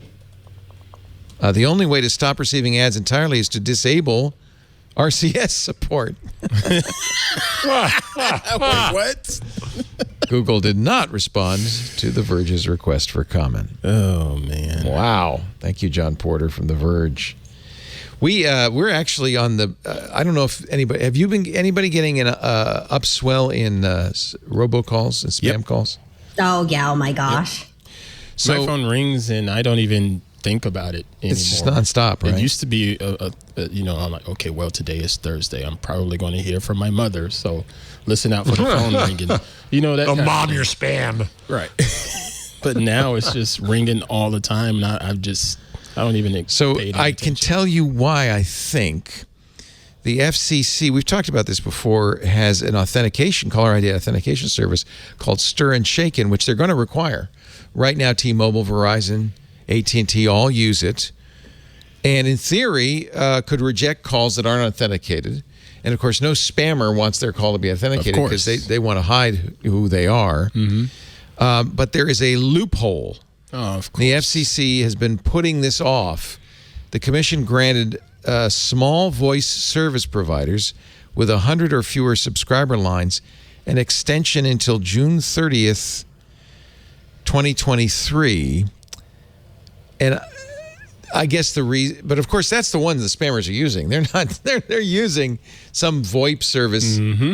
Somebody got mad at me because I used to say Trinidad and Tobago, so I'll find a different place. Out of Aruba. Okay. Out of East Virginia. Virginia. Marrakesh. Perfect. Don't you dare blame my constituents. They've done nothing wrong. So the FCC did move that timeline up a little bit. So now, if you if you're 100,000 subscribers or fewer and you don't have actual buildings, facilities, you got to knock it off June 30th. So it's my theory that these guys say, we got 6 weeks left. Release the hounds. Blitz them.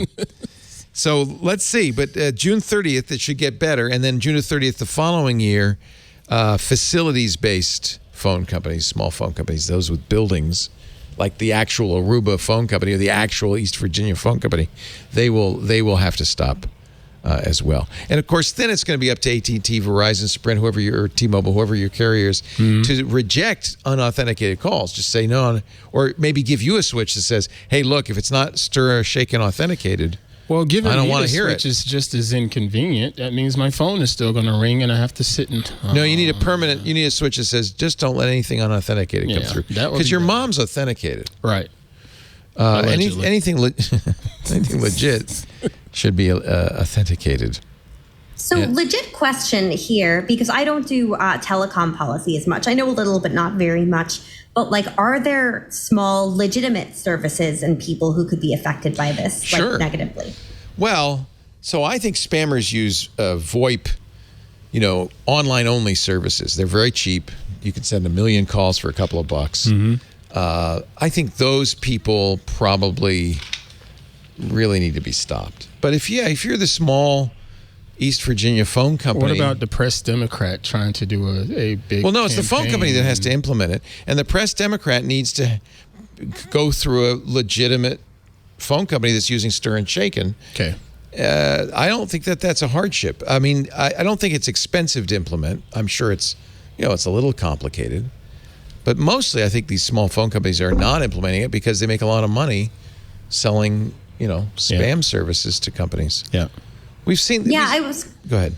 I was just curious about the regulatory compliance cost because it doesn't sound like it's that bad here.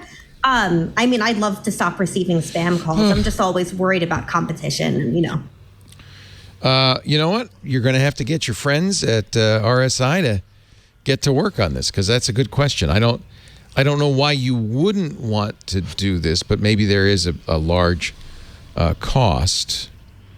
It's the STIR, which is Secure Telephony Identity Revisited, came from the IETF. It's basically digitally certificate based. Okay. So the SIP, the Session Initiation Protocol, would have a certificate which would identify you. The first public connection to the system, the VoIP service provider would examines the caller ID, compares it to a known list of IDs they provide to that customer. In other words, says, are you authentic? Are you genuine? And then they attach an encrypted certificate to the SIP header with the service provider's identity and a trust value. That seems like a simple thing, not so complicated to do. Shaken, which is signature-based handling of asserted information using tokens. I hate these retronyms.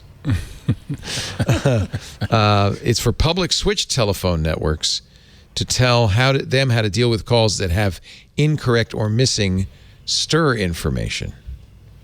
So what do you do if it's not authentic, in other words?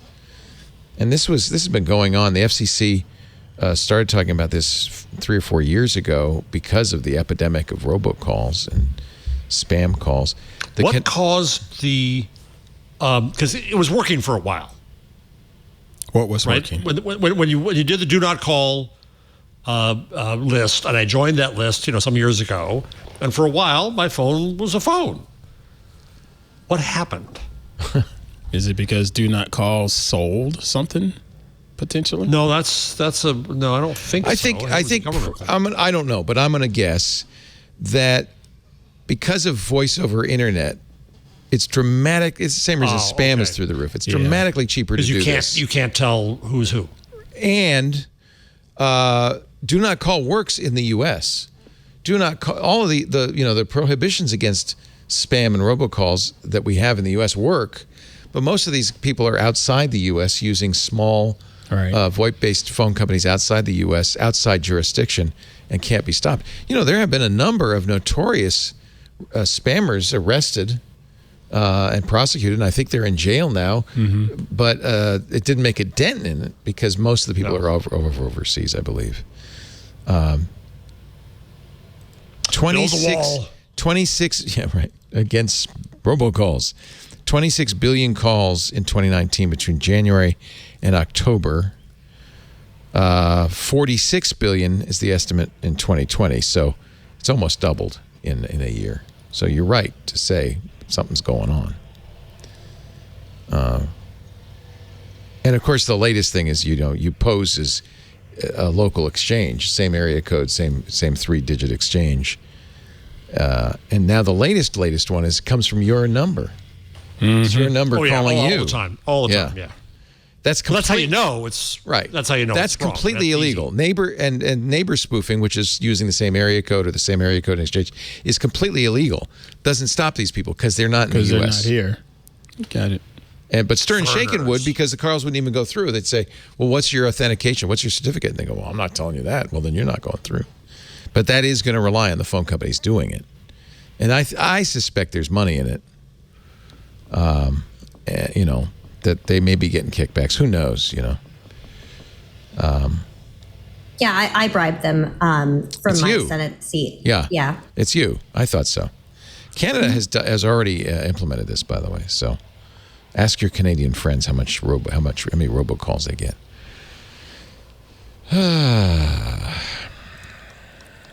This reminds me of Mark Rober on YouTube. He does the glitter bombs. Okay, what do you think of this?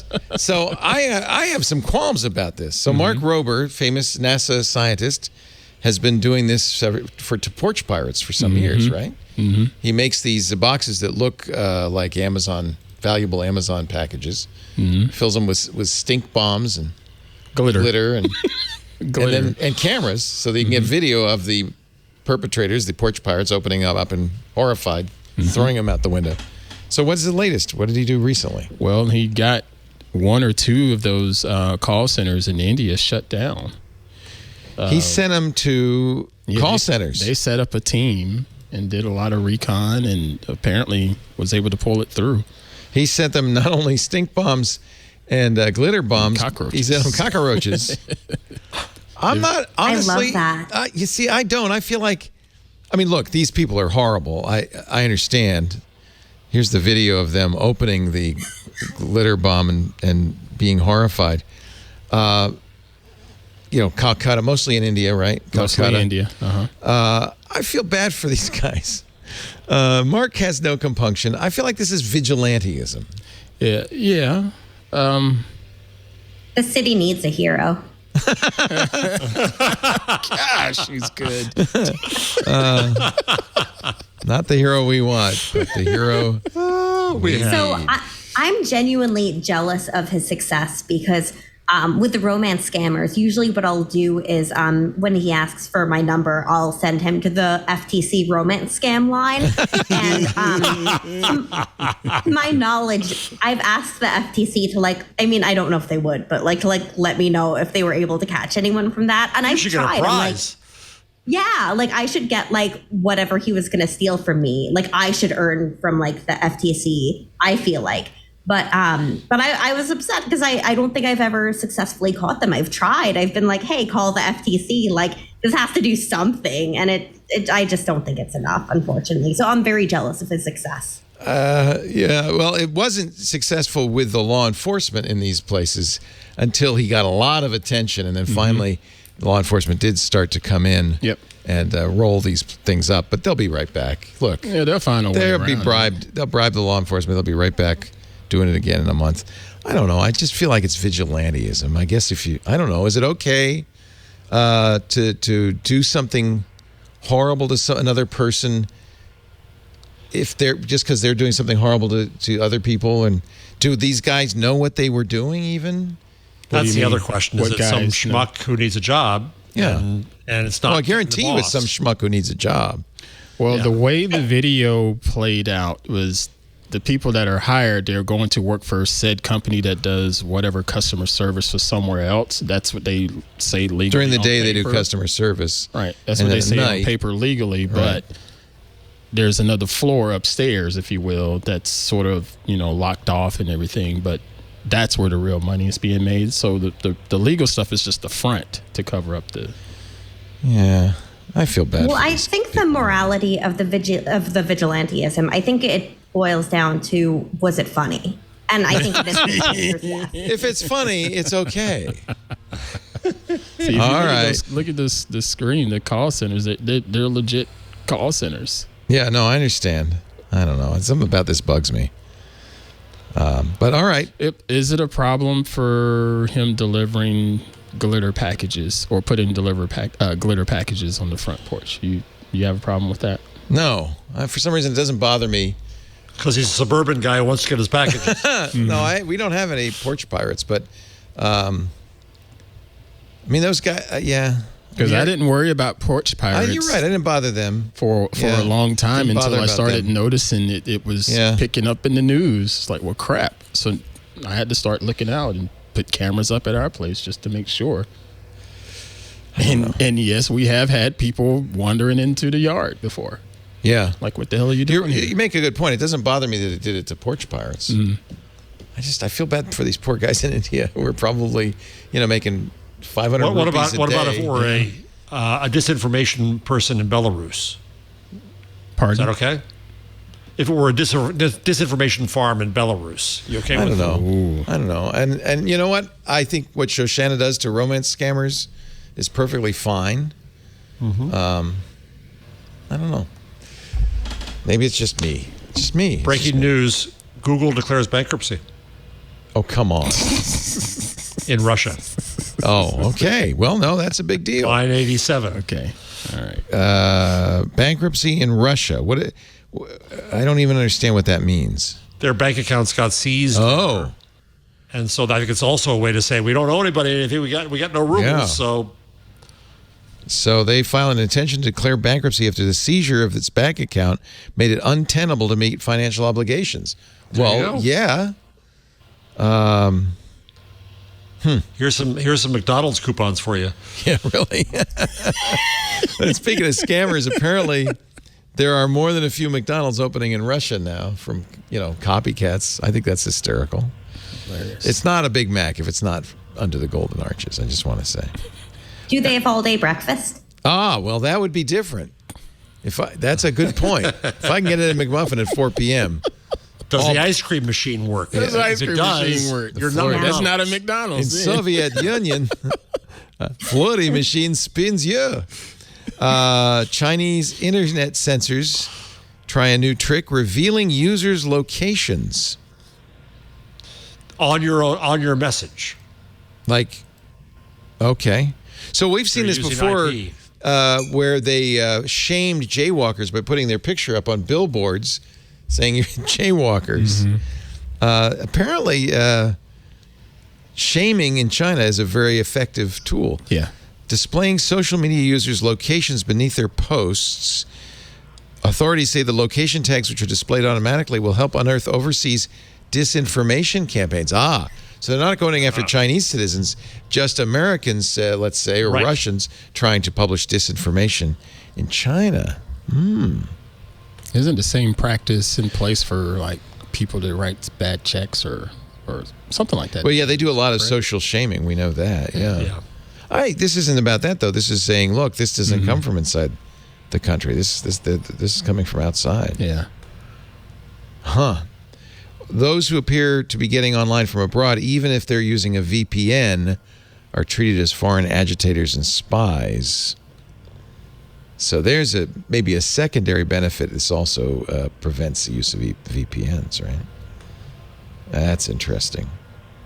That's it. That really is, maybe it isn't aimed at outside disinformation after all. Inside Mark Zuckerberg's billionaire lifestyle. It's a little cheap, but I put it up there.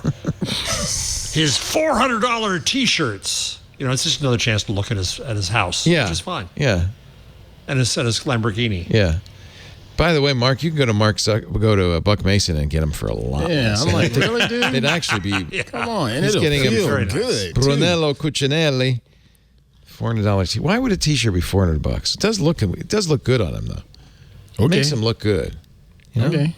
It's fit nicely. A Buck Mason would look better. I think a Buck Mason would do even better. I think you should send him some. Here you go, Mark. He bought 707 acres on Kauai. Yeah, we knew that. I love that. I'm jealous as hell. That's nice. Yeah. Oh, yeah. Here's his Now, palatial mansion. I don't think that looks like a kind of normal house. It's a 5-bedroom house. It's a nice house. It's a big house. Palatial mansion. The thing that's palatial is he also bought all the houses around it. Yeah. So we wouldn't have any neighbors. My former CEO did that. Really? Mm-hmm. In Lake Norman, North Carolina. It costs a lot less there. Yeah, a lot less, but he still spent a pretty penny. Every couple of years, if someone was trying to move or sell their home. I have fantasies of He was like, "Yeah, we live on a dead end of just buying everybody's house on the dead end, then putting up a giant gate." Mm-hmm. He lives on the peninsula. We'd invite you all to live with us. So Anthony, tear down the houses or just put friends in them? One of them, his mom moved into, and the rest of it was all torn down. And it's just a massive piece of land there on the peninsula. And now it's time for Jeff Jarvis's TikTok list. Okay. Yeah, here we go. Did you? I'm thinking you posted these. No music. Musical. The TikTok nun. Not just a nun. It's a trend. Oh boy! It's a trend. The New York Times. Well, anytime two people do something, it's a trend. And the Times is on it. That's enough. Yeah, the Times is on. So these are all different nuns who are on TikTok. Nuns. Well, that's okay. They want to say being a nun is cool. So this nun, I started watching her, and I actually kind of got grossed out. She's telling me about the lotion she puts up her nose. Oh no! Don't no. Yeah, but nuns are people like too. A very nice lady. Nuns are people too. I think this is like Father Robert, right? This is what the church, and by the way, they're not all Catholic nuns. There's an Episcopal nun here. This is good. Why does she put lotion up her nose? I'm interested. Shoshana always getting to the meat of the matter. Maybe we should listen. Maybe we should watch the nun. Which one is that one? That's the video right there. This one? This one right here? Yeah. So today we're going to talk about nun pockets. Anybody who went to Catholic school or hung out with nuns or hangs out with nuns who wear a traditional habit knows that we have special pockets. Okay, I don't want to know about her special pockets. Does she put lotion in her Oh, wait a minute. Here's the skincare routine. Girl, I'm not going to trust a nun who says, "Girl, drop your skincare routine." A bunch of really nice ladies have left comments. I got to say, she has I look a lot younger nice than I skin. am. And I just want to say thank you. That's really nice. And people have been sending me direct messages asking what my skincare routine is, which is really hilarious to me because I don't really have one. But maybe I think I know what you're talking about. I think I probably have a few less wrinkles than some people my age because I can't go out in the sun. She has to be around men. Seriously, since the late 1990s, I haven't been able to go out in the sun. I get migraines from the sun, so I have to walk around. Oh, bless her. So how many followers does Nonsense have? 163,000 followers. Good for her. She's from New Jersey. An Episcopal nun from New Jersey. All right, well, that's TikTok story number one. We should do it. Instead of the Google changelog, let's get like the TikTok log roll. All right, Mr. Nielsen, you need to come up with a new one, new bumper. Spreadsheets are now cool thanks to TikTok. This is from the Financial Times. This is so silly watching these mainstream media outlets trying to be hip. We're gonna somebody do a think piece on TikTok. Reach. TikTok ruins everything. A Six Flags meal hack. So TikTok ruins everything is the headline. Okay, you're going to click on that, and it turns out that there was a meal hack for the season ticket. And when they put it on TikTok, everybody discovered it and did it. And Six Flags said, "Whoa, we're losing money on this. Yep. Forget it." So the argument is, stop spreading this stuff. Let the privileged few know it. Don't put it on TikTok. I think it's very egalitarian. I think that's what's so great about TikTok. Yeah. TikTok's new ad product gives creators a chance to partner with marketers on branded content. TikTok is starting to share more of its ad dollars with creators, Henry tells me. Salt Hank tells me. He's making some money on it now? Yeah, he's getting a few $1,000s a month or something from TikTok. Good for him. But he sells ads. That's his main thing. Like his pop. Following in my footsteps. TikTok announced it's launching a new ad product called Branded Mission that will allow creators to connect with brands and possibly receive rewards for videos. possibly see. I want to get paid for my ads, not possible rewards. I want actual. No, definitely not. I want actual Definitely rewards. TikTok says eligible creators whose videos are selected by the brands will benefit from a cash payment and boosted traffic. That's better. Yeah, but they're going to get thousands of them saying, "Here, pick me, pick me, pick me." This is a great way to get a bunch of extra ads for no money. So, I guess I have to do the changelog. Let's do the changelog. You're just so thrilled. Shoshana, you see, so the deal here is it's a show about Google. We do nothing about Google, so this is our obligatory Google. Obligatory Google segment. YouTube now highlights the most replayed parts of videos to let you skip the boring parts. So if you thought YouTube videos were, they're just too long, now you can just skip the boring parts. Wow. So here is, for instance, perfect example, a YouTube video taking the 2-hour Google I/O keynote, boiling it down to 9 minutes. Well, that's just too long.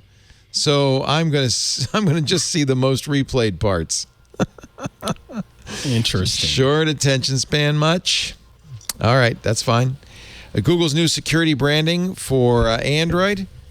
You'll see this now is protected by Android.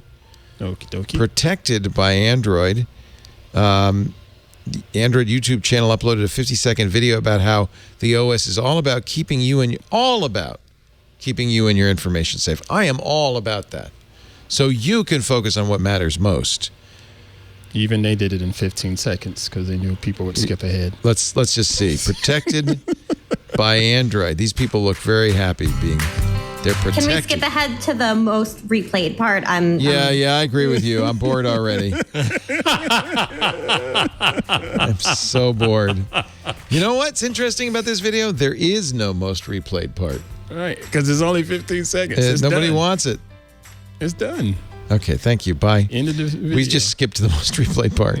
None. Google's AI-powered interview warm-up lets you practice answering job questions. Can't imagine anything I'd rather do. That's like me on Saturday nights. Like instead of going out, I'm just sitting there. I don't have a date. Maybe I'll do an interview warm-up. Let's start. You want to start? Let's start. Let's start practicing. Okay, good. Here we go. What do you want to practice for? Data analytics, e-commerce, IT support, project management. Oh, UX design. They're obnoxious. UX design. All right. Wow. 5 questions. When you're done, review your answers and discover insights. I'm joking, people. You'll need to use your microphone to answer the questions. Oh, boy. Oh, boy. This is serious. That's a security problem. Somebody's going to be listening to this. Let's practice an interview for UX design. Can you please tell me a bit about yourself? I'm a podcaster. Hit the answer. Okay, what else? Wow, it's taking a long time to transcribe that answer. Okay, thanks. Again? No. Let's do Tell another me one. about a time when you had to act quickly but didn't have a lot of data to inform your decision. What did you do, and what was the outcome? I was crossing... You got to hit answer. I was crossing the street, and a car was coming at me, and I jumped out of the way. And the outcome was I only got part of me. Got it, thanks. What is the ideal outcome of a design sprint? Okay, you answer this one. Somebody else. Shoshana, what is the ideal outcome of a design sprint?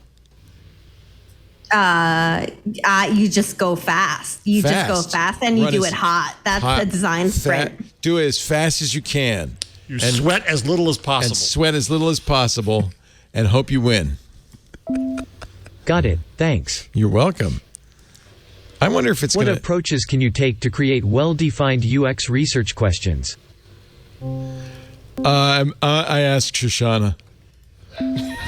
Got it, Just thanks. say, Tell me about a time when you had to develop You could ask a new him the skill. same question. How did you approach Let me ask the you learning that question. process? That's a good answer. Tell me. Wait a minute. Can I go back? Let me do that when I. You can redo. Yeah. What approaches can you take to create well-defined UX research questions? I'd like to ask you that question. Okay. Thanks. Thank you. Thank you.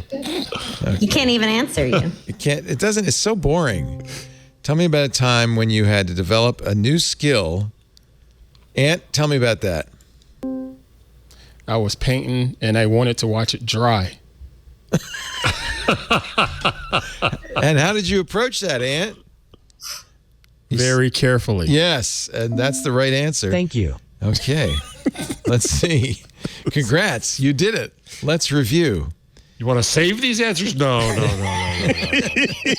Save them. Okay, your answer. Okay, what else? You're taking a long time. Okay. What's the point? What's the point of this? Where's the you back your insight? own idiocy? Where's the insight? No insight at all. No terms related to UX design. You didn't do SEO of your answer. I used the word "was" 3 or more times, but that's not necessarily a bad thing. Oh, this is pathetic. A few suggested talking points for situational questions. Okay. It really has nothing to say. Click the talking points to get tips and see which ones you covered. Experience, skills, lessons learned, talking points not detected. One example, results not detected. Okay. I guess this would be kind of, anyway. Yeah, I think I'd rather read termination shock than do that. I found. How are you doing? I found video of you making your split decision, your fast decision there, Leo. Line 155. This is gotta play the whole thing. This is me making decisions fast. This is you making your fast when you cross the street. I cross the street. Documentary evidence. Well, keep watching. Keep watching. Yeah.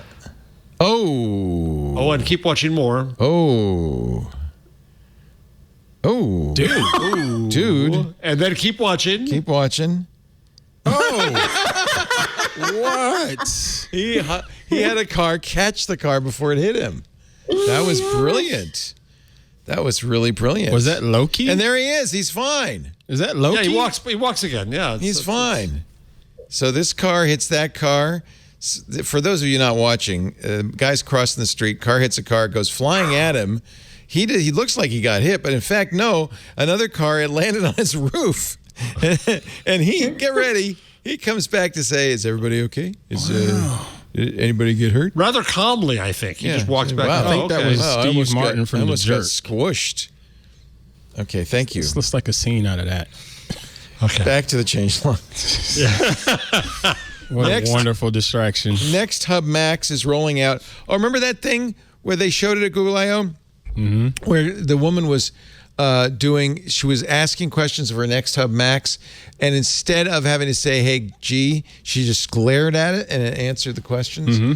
That's called Look and Talk, and you can turn it on now. Oh, good, because I have a Next Hub Max at home. It's available in the Google Home app via a server-side update. Cool. The feature, and now I understand why she was glaring. The code name of the feature is Blue Steel. Go to the Google Home app to your Nest Hub Max device settings and recognition and sharing the features under the Face Match menu, and you could just turn on Look and Talk. See, there's a little toggle switch right there for Look and Talk. I'm going to do that when I get home. I wonder if you have to really glare at it, because she was like, if the glare doesn't work, we want you video. Just point to your waist. All right, I'll try it. Finally, the Google Play system updates for Maye. Oh, exciting. Oh, man. Oh, Jason, you have outdone yourself with this changelog. Nearby shared itself. I need to use my Cardia and check on my AFib here. A redesign for Google Help and more. But we won't. Oh, we won't how exciting. That.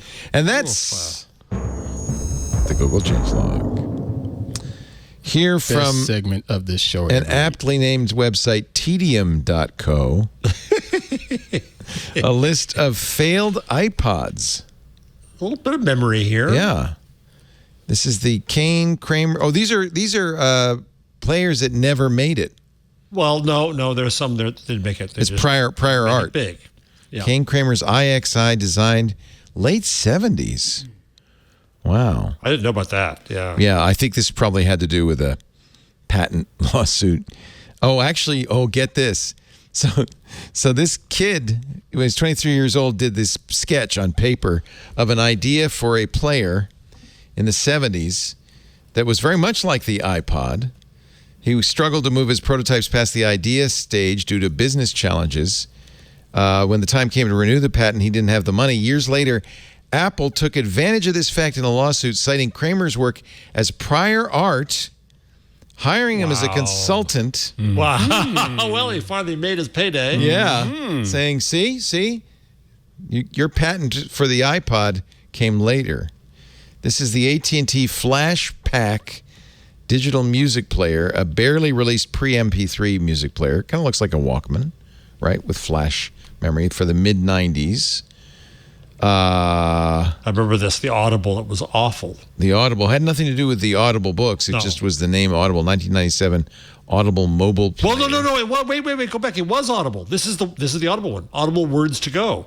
Oh, originally, it was. You had to use their player. I do remember that, but was it called? I didn't realize. No, it was the Otis. The Otis was the one I knew about. This was no, that but was you're right. sheet. This was for theirs Audible. too? Audible.com. Yeah, there it is. Oh, yeah, I didn't have that. Audio Highway Listen Up player from the late 1990s, pre-MP3 also. That's the problem. Till MP3 came out. I had this one. I remember well. I had it, the Diamond Rio. That's what I listened to my Audible books on for a long time. Diamond Rio, PMP 300. I also had this, the Arcos. Remember the Arcos jukebox? You're probably not old enough fan. This was a big one. It had rubber corners so you could throw it. Shoshana, this is old man nostalgia time. I remember this. The Creative Zen. Remember that? I remember that. Oh, this is kind of fun. Microsoft Zune, whatever. Yeah. I remember. So, fun fact with Zune, when I talk to spammers and they ask me what kind of phone I have, I say a Zune every time. And what do they say to that? Yeah? They're just like, oh, okay, we'll open up your app store. And I'm like, so Hammer. Oh. Yeah, What app were they trying to get you to install? Usually those are some finance, some so crypto. so that you would transfer money to them ultimately? Yeah, exactly. Wow. So do you remember, Leo? I think you were there at South by Southwest when Kevin Rose was trying to give away Zune players to his audience, and they all just basically booed him. They said no. Oh my gosh, that's amazing. Yeah. We don't want it. We're not going to take it. That's hysterical. That's so wholesome. They don't mention though. It was a young girl craze thing that I had one of these. It clipped to the top of your shirt, and you had like these tiny, almost like mini albums that you could slip in, and it was like each one would play for like about a minute, a shortened version of a song. I forget what they were called, but like it was a big thing for like a month, and I wasted like a decent amount of my parents' money on it. So it wasn't an MP3 player. It had little singles that you would pop in. Yeah. Wow. I don't remember that. Anybody in the chat room remember what that is? Remember the name of Saw it? that. Music It was clips? early 2000s. Oh, my Music goodness. clips is what Chicken Ass says. You must be close to the same age as my daughter. She's 30. I don't think she had those, but that's when if she'd had it, that's when she would have had it. Wow. So this was popular when you were growing up in Saudi Arabia? Where were you? Where did you? Yeah, I know.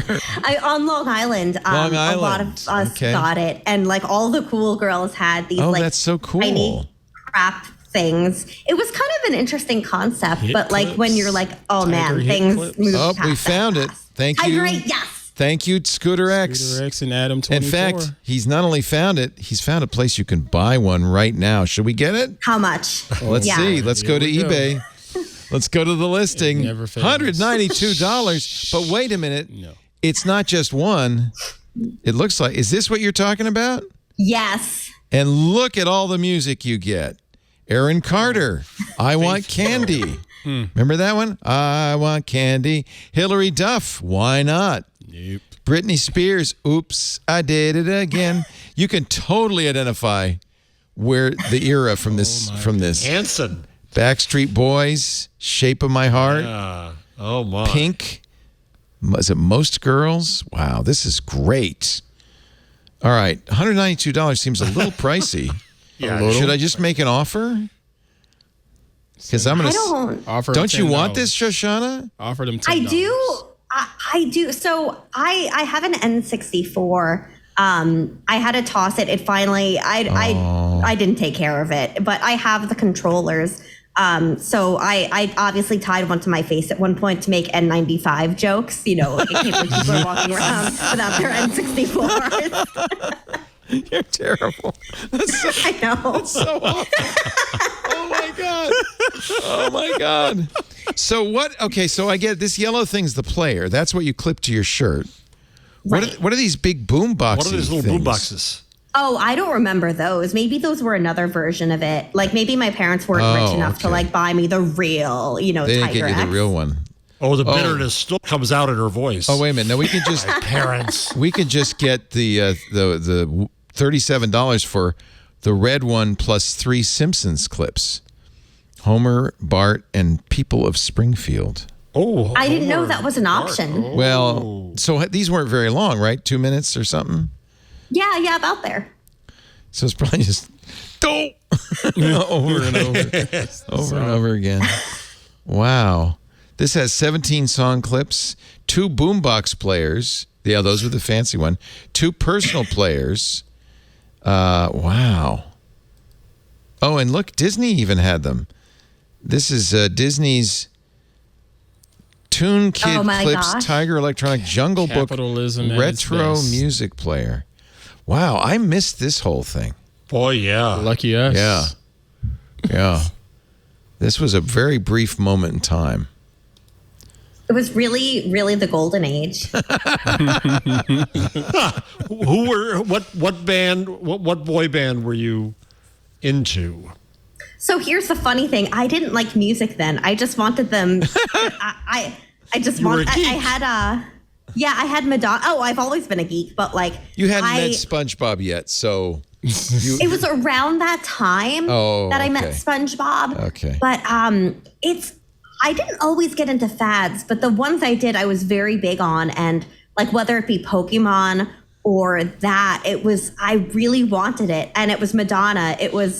I forgot which song, but I'm like, guess I'm listening to Madonna. I don't like Madonna. But I do have her clipped to my collar.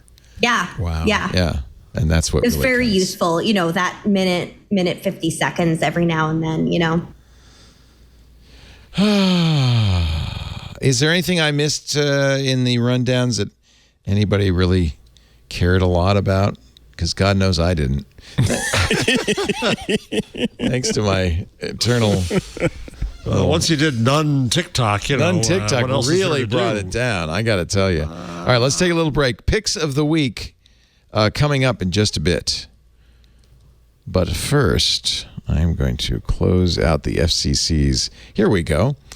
This episode of This Week in Google is brought to you by HPE GreenLake, orchestrated by the experts at CDW. Yesterday's infrastructure is not going to help you meet the demands of tomorrow's innovation. And that now more than ever, you have to quickly adapt to change. The consumption-oriented model of public cloud has revolutionized how organizations think about infrastructure, and organizations are now demanding the speed and agility of a public cloud experience.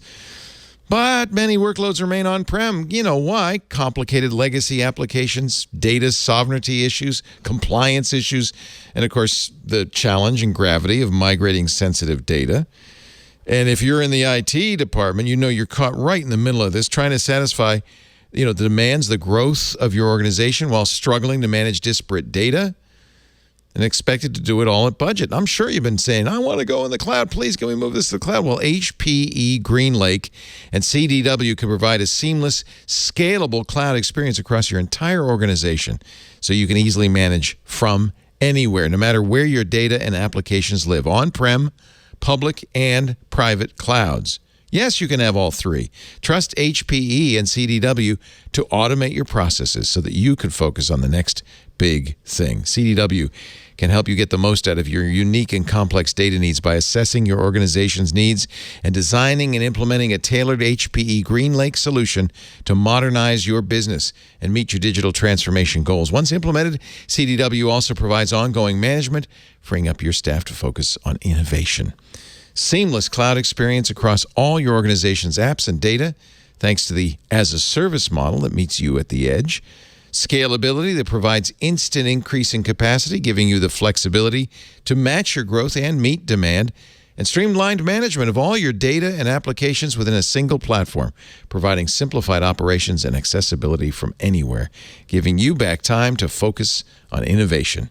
CDW not only helps assess an organization's needs and build a unique HPE GreenLake solution, but they also remain an active partner and provide support throughout the management process.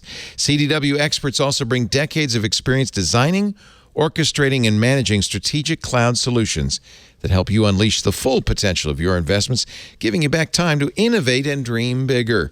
For a seamless cloud experience, trust HPE and IT orchestration by CDW. People who get it.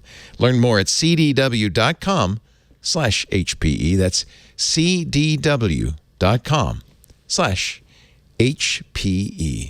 The cloud that comes to you. Thank you, CDW and HPE, for your support of Twig. Now, I don't know if anybody warned you, Shoshana, but we give everybody a chance to pick something they're excited about. It could have been just those clips, if that's what, rocks your boat. Is there anything else you'd like to share with us to tell the world about? Well, actually, related to the ad, I love automation. I'm having like a grand old time in Integromat automating internal stuff for our street. No one else at my organization has any idea what I'm doing, but it's really, really fun. So automating processes?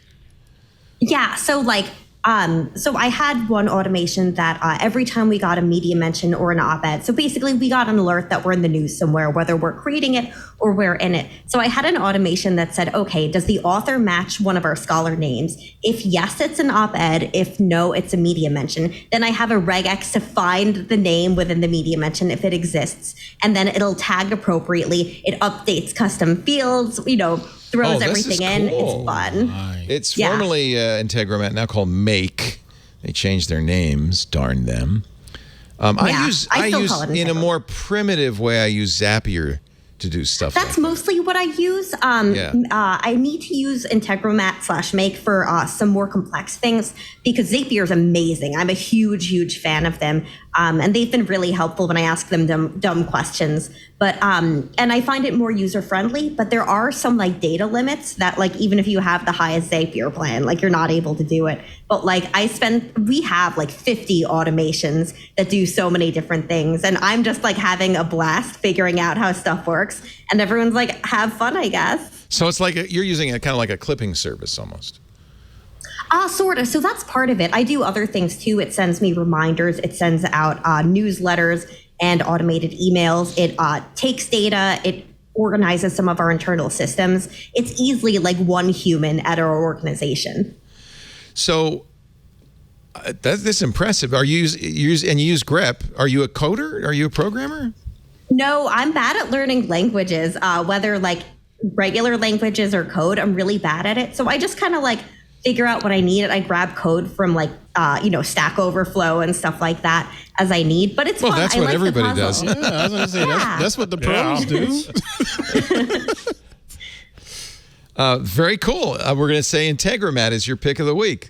Although, again, I use Zapier, but that's okay. It's okay. I use Zapier as well. Yeah, we actually use Zapier in a much more primitive way than you're using. It sounds like you're doing some really fancy stuff, but that's how we build these rundowns. When I select stories, Zapier takes it from my RSS feed or my pinboard and puts it into a spreadsheet, and then it's really cool. Yeah, I love it. I'm a big automation fan. Yeah. It's not used enough. I know that there's political groups in America who hate the idea of automation. They worry it takes away jobs. But for me, my employee gets to do more interesting work because I automate some of her duller tasks. And then I teach her how to build it for herself so she can build out more stuff. And she sort of understands what I'm doing. But other than her, everyone understands what is being done, but has no idea how I'm doing it, and just lets me, which I'm very thankful for. As the CEO that I was talking about earlier that bought that peninsula, he used to say stuff you know what, let's get automation going because I want the staff to be doing things that require brain power. He was let the computers do the stupid stuff, the repetitive stuff, the boring stuff, so that you can do the interesting, creative stuff. That's the whole point of automation. I was kind of hoping you'd come up with a bunch of Section 230 merchandise, actually, but I know, I own so much. Actually, so for the hairpins, I had enough made that I think after the second one, the Etsy seller was like, all right, what does S230 mean? And I explained it to her, and she's like, oh, yeah, I'm on board with that. Like, that's I'm great. totally and I'm all like, about cool. that. Yeah. And you've given me a whole new business. Well, yeah. So does she sell them now or you're the only customer? So she doesn't you have to request S230, but she'll make it for you, and they're pretty good. You can wear them to normal events like meeting Chris Cox or speaking about Section 230. Wow, I'm really impressed. That's good. She's custom designed S230 hairpins. Very nice. I'm looking for them on. I don't see them, but I'm looking for them on Etsy. You just have the what's it called? You type in glitter hairpins or whatever, and then you just ask for a custom, and they'll do it. Yeah, of course. Yeah, I actually asked for the section symbol. I'm like, is there any way you can cut two S's and kind of squiggle them? Yeah. She was like, I'm not doing that. I'm like, that's fair. Okay. That's okay. I'm gonna get these glitter hair clips. They're flamingos, but I might with a pen write S230 on the wings. Oh, I like that. Flamingo 230. Yeah, that'd be good. It'd be a S230 flamingo. Ann Pruitt, your pick of the week. Mine, let's see. I wanted to shout out some value lighting because I did a photograph a while back, and you're the king of photographic lighting. You've done some really interesting stuff. Thank you. Yeah, I really like you see a lot of these on Hop, but also on your Instagram and other places. Yeah. Thank you. But the Godox or Godox SL60W are some LED lights. They're constant light. You have to plug them in, but they just flat out work. They're not the brightest. And they're not super expensive. Right, and they just work. You don't have to spend $1 gazillion on lights all the time. Granted, there are reasons that you need to spend a little bit more. Would these be appropriate for video or just you could use these for video? Video or product photography, because a lot of product photography just requires enough light that's coming out of that. Right. So what I use that to light part of the shot in the next thing in my pick, which is a high key. So I use those with the reflectors to light the background because I needed the background to be nice and even. Oh, I love this shot. I saw this shot. Now, granted, the main light that's on him, that's a more expensive light, and that's a Stella Pro CLX10 light. I'm not mentioning it out there because it's very expensive, and I know most people can't buy it. But I just wanted to show that those Godox lights, they're really good for pretty much for highlights, for hair lights, things like that. Yeah, they looks like they have one with a softbox. That might be kind of good for video. It has a Bowens mount on it, so you can put a softbox on the front of it. Yeah, see, that would be that'd be good for video. Then you have a nice soft with a grid, so the light doesn't spill everywhere. Like we use. Yeah. It's good stuff, and it's all value priced. My last pick of the week is just a shout out to Mr. Derek Blanks. He's an amazing content creator and creative designer. And this clip here, it's beautiful. Now, granted, it's about 40 seconds long, but you have him walking into this rain shot with this beautiful suit. But if you look closer, he's going to pause and you'll get all of the details of the water because he's using a nice high-end camera.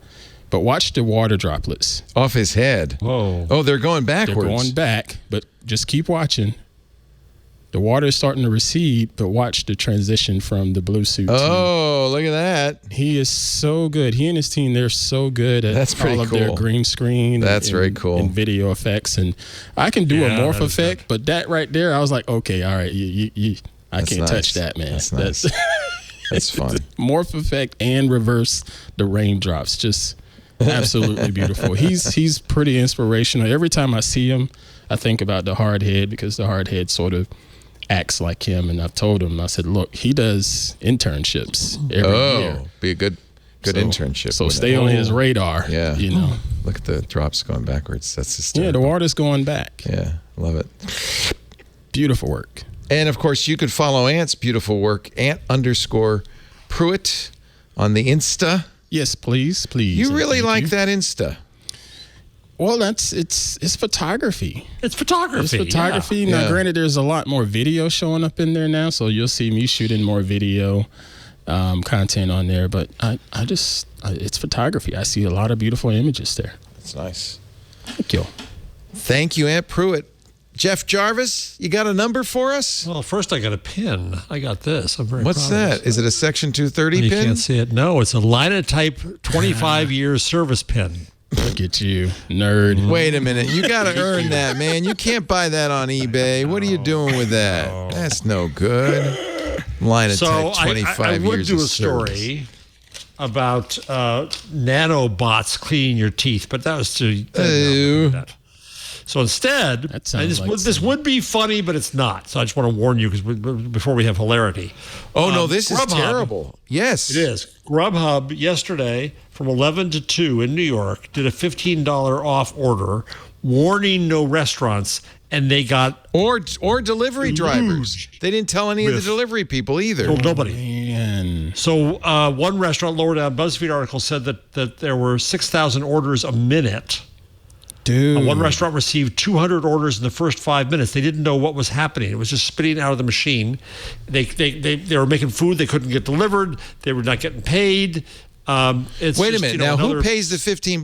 Grubhub? Evidently, the restaurant. What? Oh, son of Oh, no. Sorry. You don't get to give away $15 on my food without telling me. I guess it might be part of a deal that we can do occasional deals or something. And because they fenced it in a given time, then it was guaranteed to go crazy. And hey, it's New York. We like a bargain. We know bargains. It's New York. So, Oh, you should see Yeah. the tweets. Currently working front of house at a restaurant in Brooklyn. You guys messed up big time. We have over 30 cold orders not being picked up by drivers, and our phones are off the hook with angry customers screwing over the entire New York City service industry today. Wow. What Yeah. jerks. this is really jerky. And it doesn't come out of their pocket. That's what's really annoying. Yeah. Well, there should be a class action. Because the But problem is restaurant pays for that. all the outraged customers. That's the worst of it in a way. Yeah. Reputation is screwed up. The Yeah. restaurant's reputation is screwed up now because of something beyond their control. Not to mention the food waste. That. Yeah. Yep. Yeah, which is offensive at a time of inflation. And yeah. Unbelievable. That's very disappointing. Very disappointing. Well, but not leave us on a downer. We could talk about nanobots that are going to clean bacteria. That's a downer even in other ways. I don't want to talk all about right. it. Okay, you don't want to talk about that. Okay. But I do want to talk about my latest eBay purchase. Oh no! What now? Oh, boy. Oh God! What now? Shoshana, from a couple of episodes ago, we discovered that in fact eBay was a trove of valuable, undiscovered valuable photos. You able to tear that plastic? This is very well protected. Jeez Louise. I mean, I love eBay. I love yeah. spending time on eBay. Oh, absolutely. Since I was a kid, it's like a problem. And when I Our found friend Glenn Fleischman tweeted that there were Jeff Jarvis publicity photos on eBay. When I found out I Much could hilarity buy ensued. this photo for only $5, and Grubhub gave me a $15 coupon, That thing is beautiful. I bought 1,000 of them. So we're just going to have them all over the studio. That is beautiful. That's really great. And then I also got this one where he's posing with his favorite comic, Billy Crystal. So it's a wonderful collection of photographic art. So I've got a whole box of the first issue of Entertainment Weekly. Oh, what do you think I sell should them on sell them eBay. for? Yeah, what do you think it'd be worth? I don't know, I can Shoshana, find what do you them. think? It's a great photo, though. It is. I don't know. I used to start collecting Mad magazines, and then I decided that was a dumb idea. So, but these sound more valuable. I don't know, like start at 100,000, see where it goes. Or best offer, That's right? a capitalist. Yeah, or best Or offer. best offer. Yeah. $1 million or best offer. I think that's the way to do it. I completely agree. Signed by the editor. Yeah. If you're a Mad Magazine fan, Shoshana, you probably don't know this, But Mad's maddest writer, Dick DiBartolo, does a regular show on our network every week. That's awesome. Yeah, and I used to love Mad TV too. I was the biggest Michael McDonald fan, and like now since I have a lot of followers on Twitter, I could be friends with like anyone. So I'm like, oh my gosh, this Michael McDonald, I loved you doing Stewart. So like this is how works? I spend like my fame, my tiny amount of fame. I'm like, you can be I'm gonna friends. make friends. I got to understand this. You get to be friends with anyone if you have. How many followers do you have to be friends with anyone on Twitter? I don't know, just more than they do, I think. Fair enough. That seems fair. Senator Shoshana on Twitter. She's everybody's favorite senator from East Virginia. And Sloth Committee Chair. Wow, I did not know there was a sloth emoji in the world. Wow. Oh, yeah. And they chose the right kind of sloth. There's actually 6 subtypes. She probably made that happen. Yeah, I tried. I actually talked with the person doing it. I'm like, do you need help? Like, can I help move this along? And they had it down, so I didn't. I love it. Her location is a pineapple under the sea, DC. Shoshana, it's been a real pleasure to have you on. I'm sorry the stories were so weak this week, but it was still fun. Thank you. In fact, it's good you made it fun. You made it a lot Thank you. of fun. You're the best. She's the head of RSI's digital media, a fellow at RSI in occupational licensing reform, Section 230, social media regulation, a fellow of the Sloth Institute. She's doing God's work.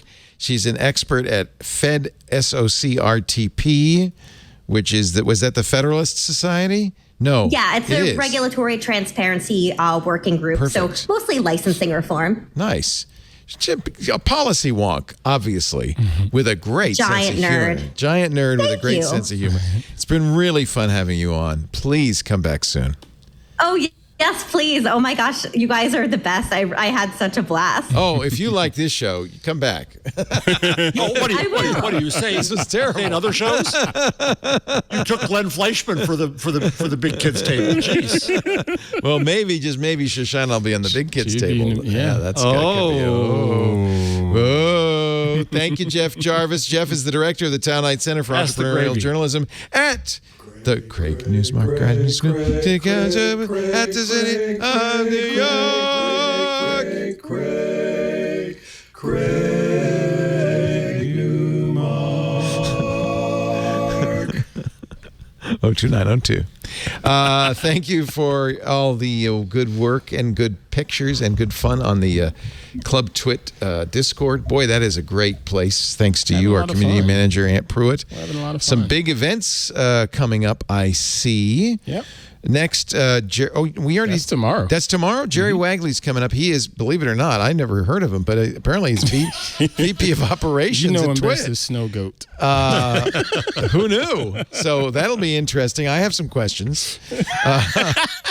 Tomorrow, 9 a.m. Pacific. The Stacy's Book Club this month, as Aunt referred to earlier, is Termination Shock.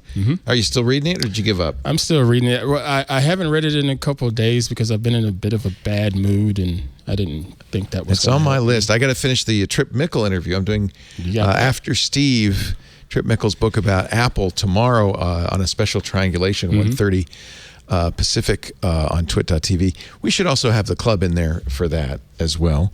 Alex Lindsay, Ask Me Anything next month. That'll be fun. If you're not a member of Club Twit, you really ought to join ad-free versions of all the shows, which shortens them, I might add, by about an hour and a half each. So it's worth it just for your time, just for the time savings. You also get access to the Discord, which is a great, wonderful community.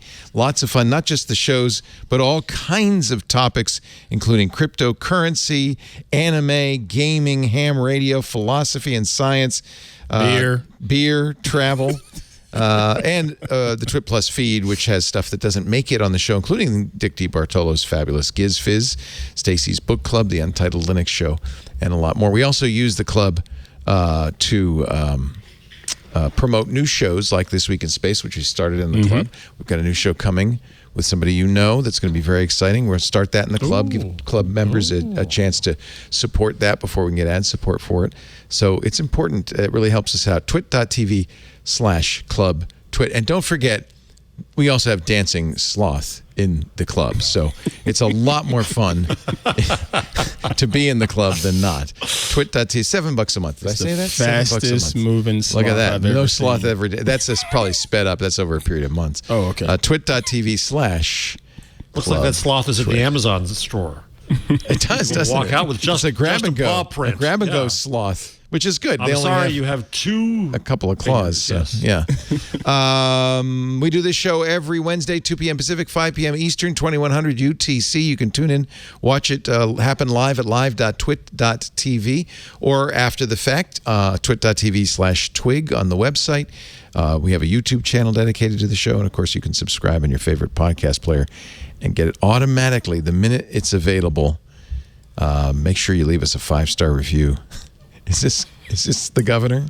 Is this the governor holding a favorite pet? Oh no, that's Senator Tom Tillis. It was because of the Madison Cawthorn stuff and how Tillis kind of like helped that not help. So what he's saying, reelected. instead of cocaine and orgies, he's got a nice puppy instead. Make it. Oh my gosh! So I when I By the way, you won. You won. Tillis, yeah. Tillis did not like Cawthorn, did he? No, it was the orgy stuff. I think threw everyone That's really over what the put him edge. over the top. Yeah. Wow. But that dog is the cutest dog. I actually visited the office and walked into the office behind Tillis and was like, "Where's the dog?" And then I got it. It's a really sweet dog. Her name's Tilly. Is she the official mascot of his office, his Senate office? Yeah, it's his digital director's dog. She now lives back in the state, but her dog still has an Instagram that's really worth following. Cute. What's the Instagram? Oh, let me check. I could probably find the tweet, and then I'd be able to. I'm sure it's in your tweet. Yeah, I was just messaging. It's let's see. So Senator Tillis a little relieved? I'm sure. Oh, the handle is Teeny Tiny Tilly. I love it. It's really cute. It's a really, really cute dog. Yeah, I like anything with a squishy face. This is the kind of stuff we need to get across the aisle to make a difference. No, this is the wrong Teeny Tiny Tilly. Apparently, there are more than one Teeny Tiny Tilly on Instagram. Yeah, it's Teeny. Teenie. Tiny. Oh. Sorry. Very important that you spell teeny properly. There we go. We need a reader. I got her. Here she is. That's her. She's really cute. Is that a French bulldog? What is that? Boston Terrier. Boston Terrier. Love them. So cute. So she wasn't a puppy. That was full grown. That's how big. Oh, no, that was when she was a puppy. Was a puppy. Okay. She could fit literally in the palm of your hand. Like, Tillis is a tall guy, big hands, but like she's still really, really tiny. How could you say there's some no really to good that? hill dogs. Oh. Right? Really? You should do a book, The Hill Dogs. That'd be good. Fun fact, our street has a newsletter that highlights dogs around DC and in politics every other week, and it's called Bark Street. Oh my God. So you see? I keep on trying to push Padre. Oh, look at He has that to do branding. children's books for the Vaticats. See how she spelled bark in Bark Street with the capital R? Burk. Yeah. Burk. That's on brand. It's really cute. We've highlighted Tilly, Susan Collins' dog. We've had dogs all over the spectrum. Yeah, there you go. There's the bipartisan Halloween party. Oh. I go to the hill to visit dogs like more than you might think I would as like a grown woman. Really, Tilly owns this newsletter, I think. Right. Oh, there's Hannah. Oh, good. Okay. Oh yeah, we have an adoptable dog every week. Oh. Right. Do you have a dog yourself, Shoshana? No, so I grew up with them, and my parents have a dog that I'm still pretty close with. But the trouble is, I go hiking a lot, and I really want a pug. So one, I want to breed pugs at altitude, so they will be born altitude adjusted, and the breathing problems for hiking will be less. Yes. And I'm gonna name it Pug Doocy. And on that note, we thank you all for joining us on This Week in Google. Thank you, Shoshana. Take care. Bye-bye, everybody. Hey, I'm Rod Pyle, editor of Ad Astra Magazine, and each week I'm joined by Tarek Malik, the editor-in-chief over at Space.com. in our new This Week in Space podcast. Every Friday, Tarek and I take a deep dive into the stories that define the new space age. What's NASA up to? When will Americans once again set foot on the moon? And how about those samples from the Perseverance rover? When are those coming home? What the heck has Elon Musk done now? In addition to all the latest and greatest in space exploration, we'll take an occasional look at bits of spaceflight history that you probably never heard of, and all with an eye towards having a good time along the way.